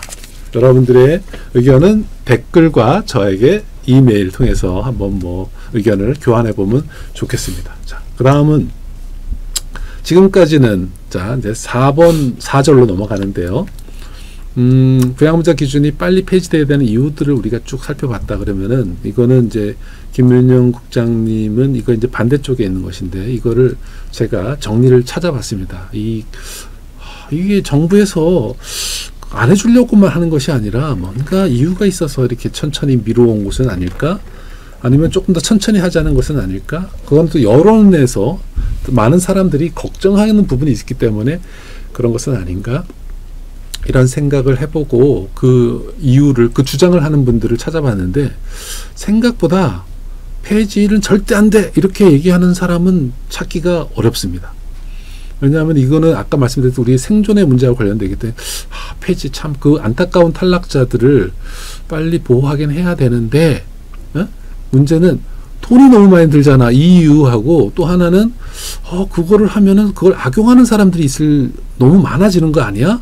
이런 얘기들이 그분들의 가장 중요한 얘기로 이유로 달고 있음을 확인할 수 있었습니다. 지금 이 페이지 말고 다음 이게 조선일보에서 나와 있는 그 뉴스에서 제가 인용을 해온 부분인데 이거 조선일보 말고 이게 더 300이라는 곳에서도 아주 굉장히 이렇게 찬성과 반대의 이런 얘기를 표를 딱 비교를 해놨습니다. 이 찬성 측의 이유는 우리 김윤영 국장님이 충분히 얘기했기 때문에 그 더 이상 얘기하지 않아도 여러분들이 잘 이해할 수 있는 부분이라고 한다면 여기 반대에서 얘기하는 부분 가구 분리를 하고 아까 가족 해체를 촉진하고 이렇게 되는 거 아니야? 그 다음에 돈이 너무 많이 드는 거 아니야? 돈이 너무 많이 드는 얘기는 우리가 아까 조금 전에 했고 나중에 넘어가기로 하는데 이 첫 번째 이 얘기 가족 해체, 가구 분리 이 부분에 관해서 우려를 하실 수도 있지 않을까? 그러니까 이런 거죠. 그러니까 같이 살고 있는데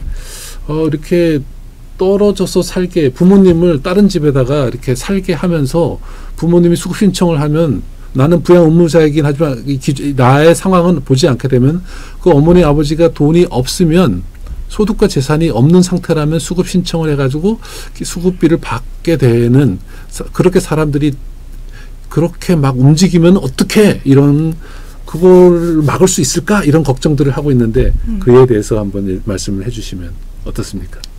네, 일단 이 가족 해체를 촉진시킨다는 것을 굉장히 다양한 방식으로 이해를 할 것 같아요. 예를 들어 어떤 분들 같은 경우에는 아까 얘기했듯이 그 효사상 뭐 이런 것들을 좀 파괴하는 거 아니냐 이런 식으로도 이해하실 것 같고 아니면 아까 방금 선생님 말씀하신 것처럼 따로 적극적으로 따로 사는 거 아니냐 뭐 이런 점에서 이해를 하실 것도 같은데 제가 생각할 때 첫 번째는 아까 말씀드렸던 것처럼 별로 사실이 아닌 것 같고 왜냐하면 경제적 부담을 통해서 가족이 결속된다라는 게 가난한 가족 상황에서 별로 가능하지 않다. 그렇기 때문에 오히려 가족 해체를 막을 것이다라는 게 한편으로는 있고요.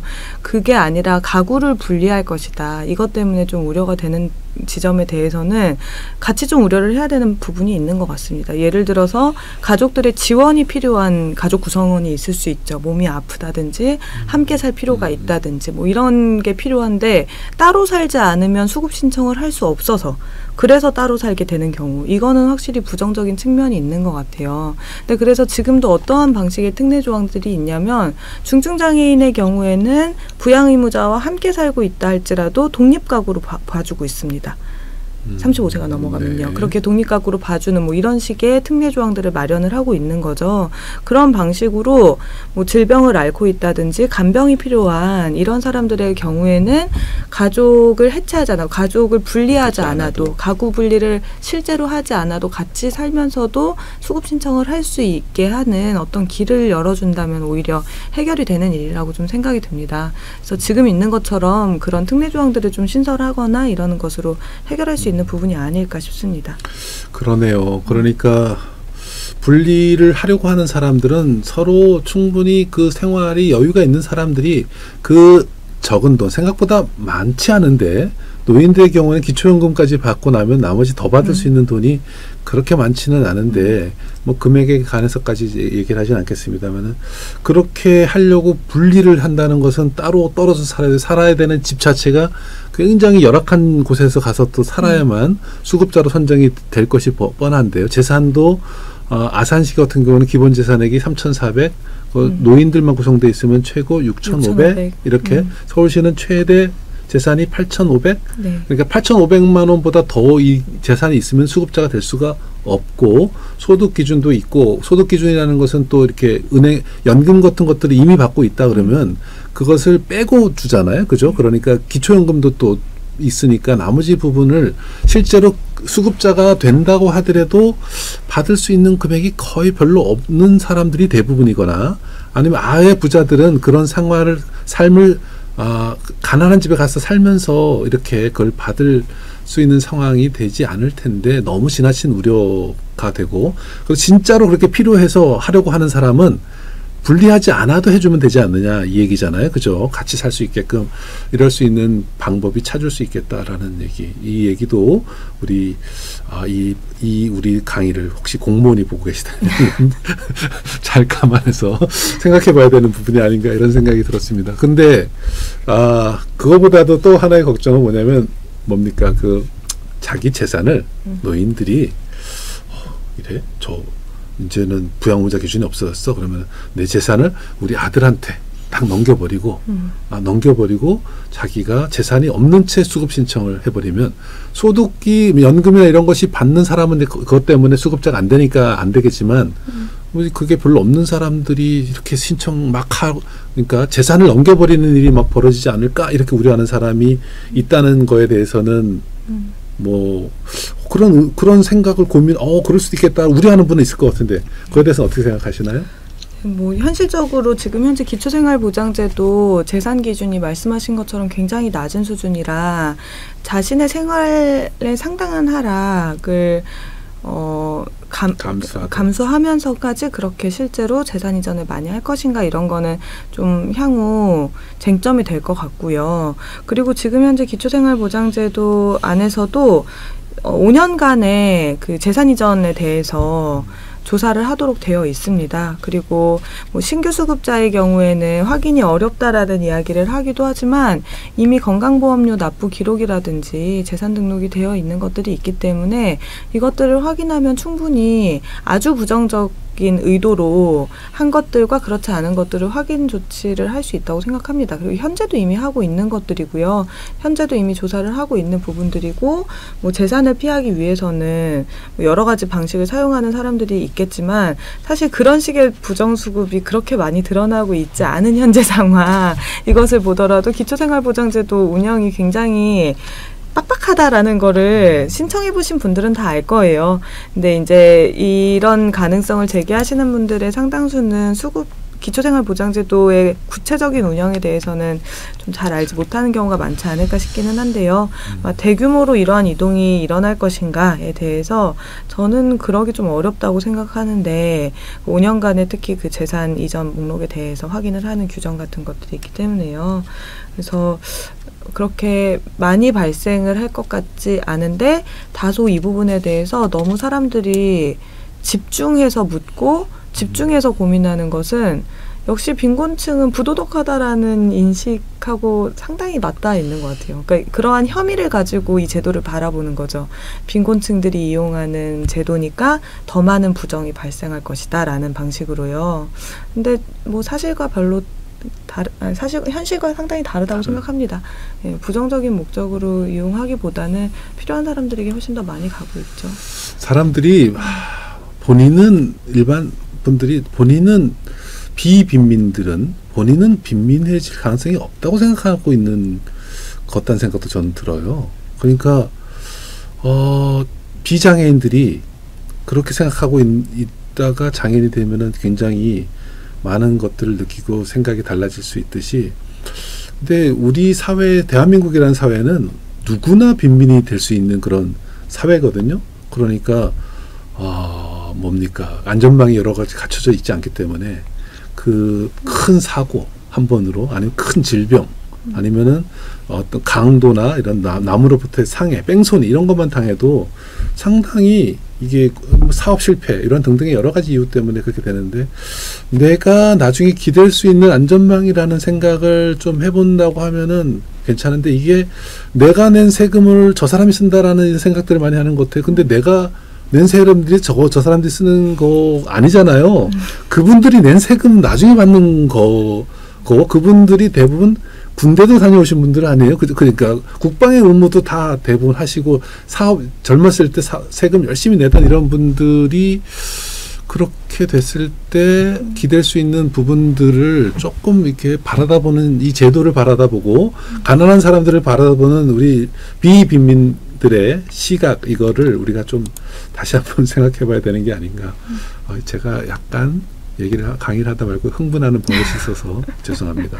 자 어쨌거나 이렇게 신중론 반대하는 분들의 얘기를 왜 반대하고 어떤 우려를 할까를 제가 머리를 쫙 짜내가지고 한번 다 생각을 경우의 수를 한번 생각해 봤더니 이런 것들 재산을 숨기고 재산을 넘기고 그 다음에 뭐 또 부양 의무자가 부양을 하고 있던 걸 내 적게 들여도 되겠네 뭐 이런 그러니까 부작용 역작용 그다음에 뭐 또 이렇게 통장으로 받던 거를 이제는 또 음성적으로 받게 뭐 이렇게 등등의 이런 일들이 막 생겨나는 거 아닐까 이런 등등의 걱정들을 하고 있다라는 이런 생각이 드는데 자 그런 생각이 드는데 그럼에도 불구하고 외국에서는 부양의무자 기준을 우리나라처럼 적용하는 나라는 전 세계에 거의 없다고 보시면 되는 거고요. 선진국에서. 그리고 뭐 독일 같은 나라에서는 아주 부양 능력이 많은 사람한테 이제 좀 이렇게 징수해내는, 받아서 주는 형식의 것들을, 제도를 좀 운영하고 좀 심한 나라 그렇게 된다고 보는데, 어쨌거나 부작용을 방지할 수 있는 장치는 마련해야 될 것 같고요. 그래도. 그리고 그 장치, 그런 장치를 마련하는 것에 대해서 반대하는 것은 아니겠죠. 뭐 부정수급을 장려하기 위해서 부양의무자 기준을 폐지하는 것이 아니라 네, 부양의무자 그렇죠. 기준과 상관없이 가난한 사람들이 수급을 받을 수 있어야 한다라는 게 부양의무자 기준 폐지인데, 부양의무자 기준이 폐지되면 부정수급이 늘어난다라는 것은 상당한 오해인 것 같아요. 오히려 이 부양의무자 기준이라는 거는 수급 선정의 요건이기 때문에 수급 선정의 요건이 간단해지면 간단해질수록 사실 부정해질 수 있는 요소도 줄어들겠죠. 그러니까 이전에는 부양의무자 소득을 숨겨서 수급권을 얻게 되면 그것은 부정수급인데, 부양의무자 기준이 없는 상황에서는 부양의무자의 소득을 숨길 필요도 없는 것이니까요. 그래서 아까 뭐 본인 재산을 숨기거나 양도한다, 소득을 숨긴다 이런 것은 사실 부양의무자랑 상관없이 지금도 조사가 되어야 하는 것이고 이미 뭐 있는 것인데, 부양의무자 기준 폐지 때문에 그것이 늘어난다라고 하는 것은 좀 오해가 있다라는 것이고, 또 오히려 지금은 부양의무자로부터의 이전받고 있는 소득은 부양의무 100% 수급자의 수급비에서 삭감을 하고 있습니다. 그렇죠. 네, 그래서 오히려 부양의무자 기준이 폐지되면 그것이 100% 삭감이 되지 않기 때문에 오히려 드러날 수 있는 그런 상황이 되는 거죠. 이전하고는 다르게. 그래서 뭐 이런 뭐 신중론에서 이야기하고 있는 많은 부분들이 현 제도상으로도 커버가 되는 게 굉장히 많다고 생각하고, 또 현재 제도에서 이미 이제 그것을 방지하기 위해서 있는 많은 기능들이 있는데 이것도 좀 인지하지 못한 이야기들도 많이 있는 것 같아요. 그리고 부양의무자 기준 폐지와 좀 관계가 없는 이야기들도 상당히 좀 있지 않나 그런 생각이 듭니다. 네, 이미 현재 제도에서도 일어나는 것들은 부양의무자 기준이 폐지됐다고 특별하게 더 생겨나는 것이 아닐 수도 있고, 그 다음에 부정수급은 그거는 잘못된 행위고 바로 잡아야 되는 것이고, 그거를 바로 잡아야 되는 상황과 이거를 목적을 좀 혼동해서는 안 되겠다, 이런 말씀으로 들리는데, 아까 얘기했던 여러 가지 이제 지금 화면에 나온 것은 제가 이 신중론에 대한 반론으로 그동안에 빈민단체와 연구자들이 연구해서 써놓은 그 논리들을 한번 이렇게 모아본 내용입니다. 저 내용들을 한번 보면은 저거에 대해서 어떻게 생각하는지 한번 생각해 볼 수가 있는데, 어쨌거나 부작용은 방지할 수 있는 것이고 최저생활보장이라는 목적이 너무나 크기 때문에 부작용이 좀 생기더라도 그리고 어느 나라나 부정수급이나 부작용이 없는 공공부조를 운영한 나라는 없다라는 걸 우리도 감안해. 그러니까 뭐 구덕이 무서워서 장 못 담그느냐 이런 것처럼, 우리가 그것은 최저생활을 보장하기 위해서는 그런 감수해야 될 부분은 분명히 있는 것이고, 그럼에도 불구하고 안전망으로서의 기능이 훨씬 더 중요하기 때문에 우리가 이게 약간 미흡하지만 빨리 진행해 나가야 된다라는 식으로 저는 이렇게 해석을 하고 있는데, 어쨌거나 부작용은 방지 장치를 마련할 수 있다라기 때문에, 그러니까 그 이유가 우리가 이유로서 반론으로서 하나 제시할 수 있는 것이고, 또 하나는 많은 분들이 모르고 계시는 부분이 있는데, 뭐냐면은 현 제도상 이 제도가 꼭 바람직하다고 볼 수가 없는데, 수급자가 수급 신청을 하기 5년 전 아니면 하고 나서, 어쨌거나 5년 동안의 재산을 이렇게 쭉 추적하게 해서, 만약에 수급 신청을 했는데 재산 때문에 안 됐는데 그 재산을 다른 사람한테 넘기고 다시 신청을 하면은 그 전에 있던 재산을 어디에 어떻게 썼는지를 입증해야만, 그러니까 치료비로 썼거나 이렇게 충분히 이유가 있어서, 안 그러면 그거를 은닉하고 있는 것으로 감안해서 수급자로 선정해주지 않게 이렇게 되어 있는 이런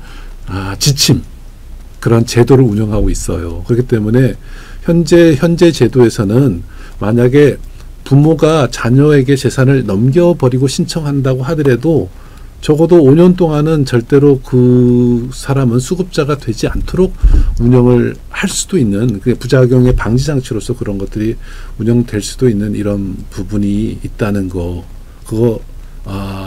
그 부분이 사람들이 잘 모르고 있는 부분 맞죠? 그렇죠. 그리고 이제 세 번째 부분 뭐냐면은 또 하나의 부분이 모르고 계신 분들이 뭐냐, 젊은 사람들이 막 신청하면 어떻게 하느냐 이런 또 우려들을 합니다. 재산도 별로 없는데 청년들이 막 신청을 하면은 너도 나도 막 수급자가 되는 거 아니야 그러는데, 이 두 가지 파트로 생각해 볼 수가 있는데, 청년들이 필요하면 청년들에게도 수급자로 해주는 거 적극적으로 우리가 생각을 해볼 필요가 있는 것이, 다른 선진국, 복지 선진국이라고 하는 나라에서는 청년들한테 주는 수당이나 이런 것들을 있는 이유가 있지 않습니까? 그거는 일자리를 잡기를 어렵거나, 그거는 이제 실업 부조를 통해서 할 수도 있는 거고, 고용보험에 청년들은 가입도 해본 적이 없는 사람들에게 실직 상태에 길게 돼 있는 동안에 그 생계비를 부모에게 계속해서 부담하라는데, 부모가 능력이 안 되는 분들은 어떻게 할 겁니까? 그런데 현재 우리나라의 구조상에서는 아까 우리나라 기초생활보장제도를 너무 만만히 너무 누구나 막 수급자가 될 수 있게끔 오해하고 있는 분들이 막 있다라는 그런 말씀도 하셨는데, 우리나라 기초생활보장제도는 정말로 들어가기가, 수급자로 선정되기가 엄청난 관문을 통과해야지만 되는데, 그 어려운 관문 중에 하나가 5년 동안 재산 추적하는 것도 있지만, 근로 능력자들을 자활사업 참여라는 조건을 걸어서 수급자로 선정을 한단 말이에요. 그렇기 때문에 젊은이들은 가갖고 수급자가 되려면 자활에 참여해야만 되는 그런 구조인 거죠. 물론 학생인 경우는 예외가 좀 되거나 뭐 다른 아이가 있거나 이런 경우에는 예외로 되는 경우 있습니다만은, 그러니까 근로 능력자인 청년 계층에 있는 사람들은 수급자가 되기가 참 어렵고, 또 30세가 안 된 사람의 경우는 그 부모님의 가구로 같이 묻고 따로 떨어져 살아도 가구가 분리되어 있지 않고 같은 한 가구로 보는, 또 이것도 좀 이상한 건데, 물론 결혼을 해서 따로 살면은 따로따로의 가구인데, 자, 한 가구로 볼 것이냐 부양 의무자로 볼 것이냐 하는 것은 저런 나이하고도 지금 상관이 있는 이런 상황으로 지금 운영이 되어 있고, 또 말씀드린 재산 기준이나 소득 기준이 굉장히 낮아요. 그 낮은 기준, 그 낮다고 하는 것은 저의 자의적인 판단일지 모르겠지만, 이런 부분들이 있어서, 그러니까 부정수급자로 하려고 마음을 먹다가도 해보다가도 되기가 굉장히 어렵게 이미 되어 있기 때문에, 장치 조금만 마련하면 크게 부작용이 나타나지 않을 것이다 라고 이렇게 볼 수 있다라고 보는데, 거기에 덧붙이고 싶은 말씀이 분명히 있을 것 같은데 어떤 생각이세요? 굉장히 아이러니하긴 하죠. 왜냐하면 저기 써있는 그 5가지 중에 하단에 있는 4가지가 사실 기초생활보장제도의 문제점이라고도 할 수 있거든요. 예.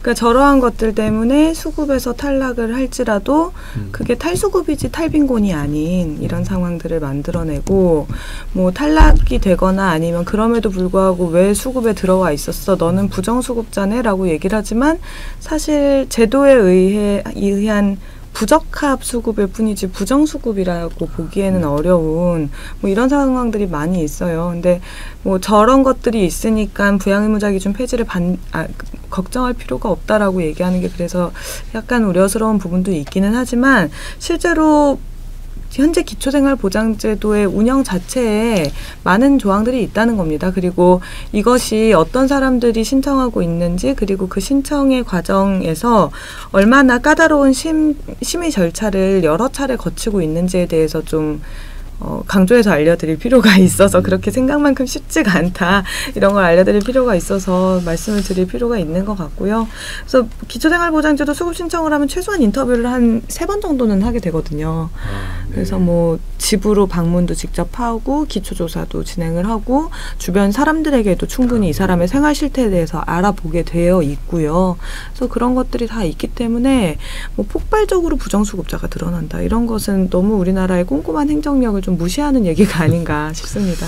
네, 우리나라의 공무원들의 실력을 너무 무시하면서 걱정하지 않으셔도 될 것 같은 생각이 드는데, 자, 그동안의 문제점으로 지적되어 왔던 부분이 지금 부양의무자 기준을 폐지하고 제도를 확장하는 부분에 있어서 그거를 또 괜찮다라고 얘기하는 저도 이것도 좀 뭐 해결을 해야 이거는 되긴 하는데요. 같이 우리가 한꺼번에 해결할 수 없는 부분인데 저 부분은 문제이기도 하다라는 점은 저 재산 처분 5년 동안 저거 입증하는 거 쉬운 일이 참 아니거든요. 그다음에 자활 근로에 꼭 참여해야 된다고 하는 근로 능력이 있다라고 판정하는 부분이 되게 쉽지 않은 거잖아요. 그죠? 그래갖고 뭐 자살하는 이런 나 다니엘 브레이크 사건이 한국에도 있었다라는 거 여러분들 또 다른 데 검색해 보시면 아시는 거고 재산 기준, 소득 기준 너무 특히 대도시는 너무 낮은 그런 상황에 이런 거 분명히 있는 거고요.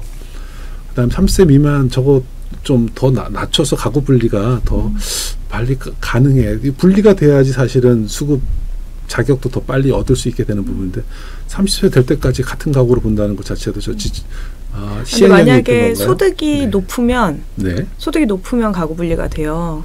네, 그러니까 사실 30세 미만의 미혼 자녀가 따로 산다는 이유로 혼자서 수급 신청을 할 수 없도록 하는 기능이 하나가 있는 거고 또 하나는 30세 미만의 미혼 자녀가 소득이 없는 경우에는 같은 가구로 보장을 받도록 하는 두 가지 기능을 사실 갖고 있는 거죠.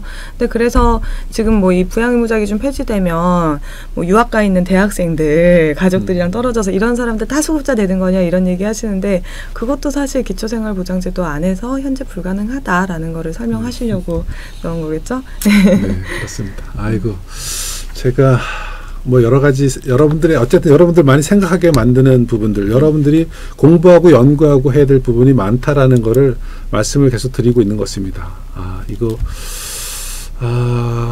우리 대통령 후보들께서 후보 당시에 부양의무자 기준 폐지에 대해서 입장을 했고 그때 빈곤연대에서도 저거를 의견을 물으셨죠? 네, 질의서를 보냈었죠. 그 질의서 보내서 받았던 부분인데 자, 임기 내 전면 폐지 문재인 대통령이 그 약속을 했었던 장면이고 완전 폐지에 대해서 동의한 사람 심상정 그다음에 유승민 이런 후보 이 두 분은 그랬었던 거고 그다음에 신한국당과 국민의당의 경우에는 자유한국당 죄송합니다. 네, 그 부분 폐지는 동의하는 그러니까 부분 폐지에 대해서는 다 지금 동의를 하고 있지만 완전 폐지가 어떻게 될 것인지 이것이 우리들이 좀 앞으로 지켜봐야 될 과제가 아닌가 이런 생각이 드는데. 아까 초반에 말씀을 우리가 나눴지만 그러니까 문재인 대통령의 공약 이행이 끝난 것은 아니다. 시작은 그래도 약속이 지켜가고 있는 거 맞다. 그러나 끝날 때에도 공약의 사항이 지켜지는지 그리고 그 과정에서 조금 더 적극적인 그런 자세가 나왔으면 좋겠다라는 이런 생각을 해보는데 박능우 복지부 장관께서 광화문 농성장을 찾으셨고 그 농성장을 찾고 나서 서로 협의를 하고 농성을 해산을 하게 되는 이런 일이 있었습니다. 그것을 통해서 민간 협의체가 가동이 되게 되는 이것이 우리가 지금 기대할 수 있는 부분 2017년 9월 17일자 뉴스를 잠깐 보시고 가겠습니다. 아이고 우리끼리 너무 얘기하느라고 힘들었는데 잠깐 쉬었다 거의 끝났어요. 여러분들 5분 내에 끝나니까 조금만 더 기다려주세요. 죄송합니다. 박능우 보건복지부 장관이 정부 관계자로는 처음으로 장애인 농성장을 찾았습니다. 박 장관은 이 자리에서 장애 현장의 목소리를 정책에 반영하겠다고 약속했습니다. 정지혜 기자입니다. 박능후 보건복지부 장관이 장애인 농성장을 찾았습니다. 정부 관계자가 광화문 농성장을 찾은 건 이번이 처음입니다. 장애인 단체로 구성된 공동행동은 장애 등급제와 부양의무제 즉각 폐지를 요구하며 5년째 농성을 벌여왔습니다. 자폐성 장애가 있는 자녀를 둔 어머니는 부양의무자 기준 단계적 폐지는 부모에게 부담을 고스란히 지우는 것이라고 호소했습니다. 우리 아이가 이제 2살밖에 안 됩니다. 지적 능력이. 근데 그 아이가 결혼해서 자식을 낳았을 때 그 자식에 대한 부양 의무를 폐지시켜주겠다고 하는 게 지금 현재 정부의 입장입니다. 박 장관은 제도 보완을 약속했습니다. 저희들도 최선을 다하겠지만 항상 미진한 부분이 있을 겁니다. 그럴 때 또 항상 따끔하게 말씀해 주시고 지도를 해 주시면 또 그때 또 고쳐나가고 그렇게 해서 최선을 다할 뿐만 아니라 정말 계속 좀 나아갈 수 있도록 그렇게 만들어 나가겠습니다. 공동행동은 오랜 시간 끝에 면담이 진행돼 더욱 의미 있는 자리라고 밝혔습니다. 5년이라는 시간이 이제 저희들에게 되게 무거운 힘든 시간이었는데 지금 오늘 이렇게 이제 새롭게 바뀐 정부에서 보건복지부 장관님이 오신 거는 그 5년이라는 시간이 우리에게 너무 무거웠기 때문에 더 의미 있었던 것 아닐까 싶습니다. 공동행동 측은 장애인이 지역사회에서 함께 살아갈 수 있는 멋진 세상을 같이 만들자고 제안했고, 박능우 장관은 현장의 목소리가 정책에 반영될 수 있도록 장애인 단체와 민관 협의체를 구성하겠다고 약속했습니다. KTV 정지혜입니다. 네, 김 국장님도 역시 저 자리에도 계셨고, 그리고 그렇게 해서 만들어진 민간협의체는 장애인 등급 폐지에 관한 것도 있지만 부양의무자 기준 폐지 방안 마련을 위한 민간협의체도 지금 가동이 되어 있습니다. 거기에 김 국장님도 들어가 있고 저도 그 멤버로 들어가 있는 그런 상황이 되겠습니다. 그래서 거기에서 이제 어떤 식의 논의들이 진행되느냐에 따라서 2차 기초생활보장 계획에서는 분명히 조금 더 적극적인 그런 사각지대 해소안이 이렇게 만들어질 것을 기대를 하고 있는 상황이라는 거. 그러니까 여전히 문재인 정부에서 부양의무자 기준 폐지에 대한 전면 폐지에 대한 진행 상황이 진행 중이다라는 것에 대해서 이렇게 알아주셨으면 좋겠고. 그래서 많은 분들이 힘을 모으고 그리고 그 부작용에 대한 방지 방안에 대한 고민 아니면 사각지대를 더 빨리 해소할 수 있는 방안에 대한 아이디어 이런 것들을 잘 모아가는 것이 굉장히 중요하다는 이런 생각이 들어서 그런 차원에서 저렇게 또 한번 향후 과제를 제가 한번 정리를 해봤습니다. 어떤 것 우리가 고민을 더 해야 될 부분들.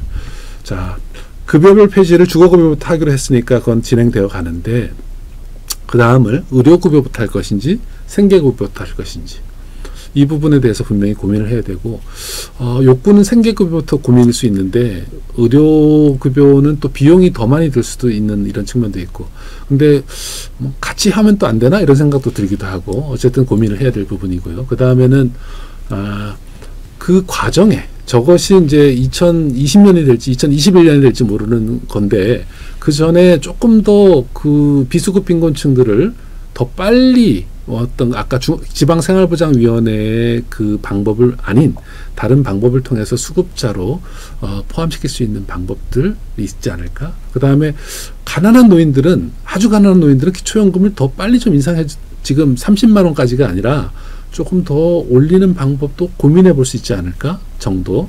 그리고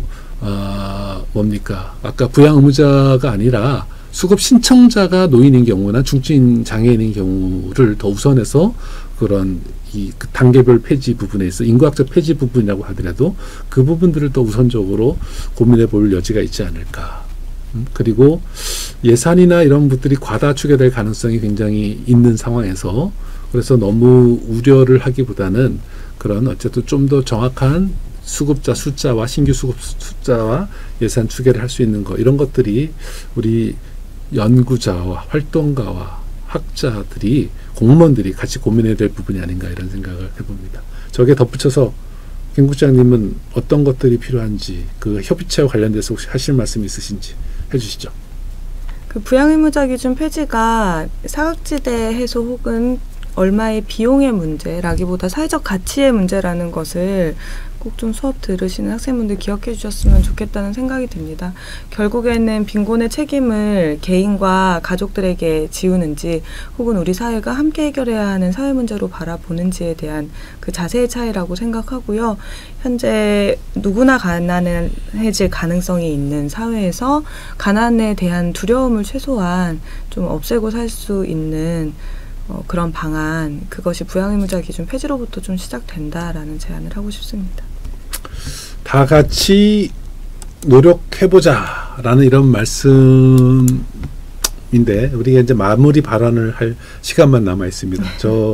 저것도 아까 그 팜플렛의 맨 뒤에 있는 부분 아닌데 저렇게 써 놓으신 이유가 있는지 자 읽어주시고 한 말씀 해주시죠. 네. 저기 보시면 내 가족의 가난한 삶을 내가 온전히 책임질 수 있을까? 그리고 내가 가난에 빠졌을 때 가족들에게 내 삶을 온전히 의탁할 수 있을까? 이런 질문이 있는데요. 기초생활보장제도를 많은 사람들이 나의 제도라기보다 내가 감시해야 되는 제도? 혹은 내가 감시해야 되는 사람들, 뭐 이런 식으로 생각하는 경향이 있는 것 같아요. 근데 전혀 그렇지 않고 인구의 3%가 받고 있는 제도입니다. 그리고 향후 더 늘어나야 할 필요성이 있는 제도고요. 많은 사람들이 거기에서 벗어나서 힘들어하고 있고 나에게도 그것은 숙제가 될 수 있습니다. 그래서 이런 질문에 대답이 망설여진다면 부양의무자 기준 폐지를 이제는 함께 해야 될 때라고 생각합니다. 네, 부양의무자 기준을 전면 폐지를 해야 하느냐 아니면 상당한 수준으로 완화해야 되느냐 하는 부분에 대해서 논란이 있지만 많은 분들이 폐지의 방향으로 가는 것이 옳다라는 그런 생각들은 하고 계신 것 같습니다. 그 부분들을 어쨌든 어떻게 결론을 내야 될지를 우리가 고민해야 되는 시점에 있는데 그 고민을 그동안은 정부에서는 계속 이러저러 하기 때문에 부작용 때문에 안 된다 라고만 했지 그거를 빨리 진행하기 위한 노력들을 전 정부에서는 거의 하지 않았다고 봅니다. 무슨 부작용이 있는지 한 번도 검증해 본 적이 없습니다. 어떻게 보일 것인지.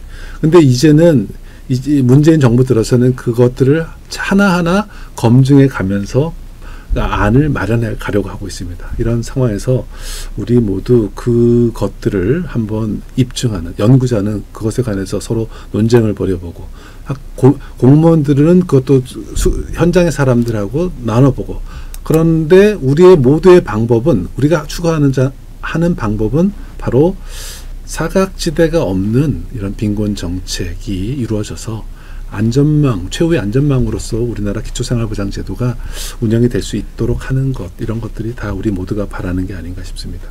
저 오른쪽에 있는 저 사진, 저 사진은 우리 학교에서 제가 찍은 것인데요. 올 봄에 찍은 것입니다. 여러분들, 우리 봄의 그 느낌처럼, 우리 저 매화의 저 느낌처럼 우리가 조금 기분 좋아지는 그런 세상을 만들어 가는데 우리 모두 힘을 합쳐 보겠습니다. 여러분들 오늘 수업 듣느라고 고생 많으셨습니다. 여러분들 안녕, 다음에 봬요. 고맙습니다. 수고하셨어요. 고생하셨습니다.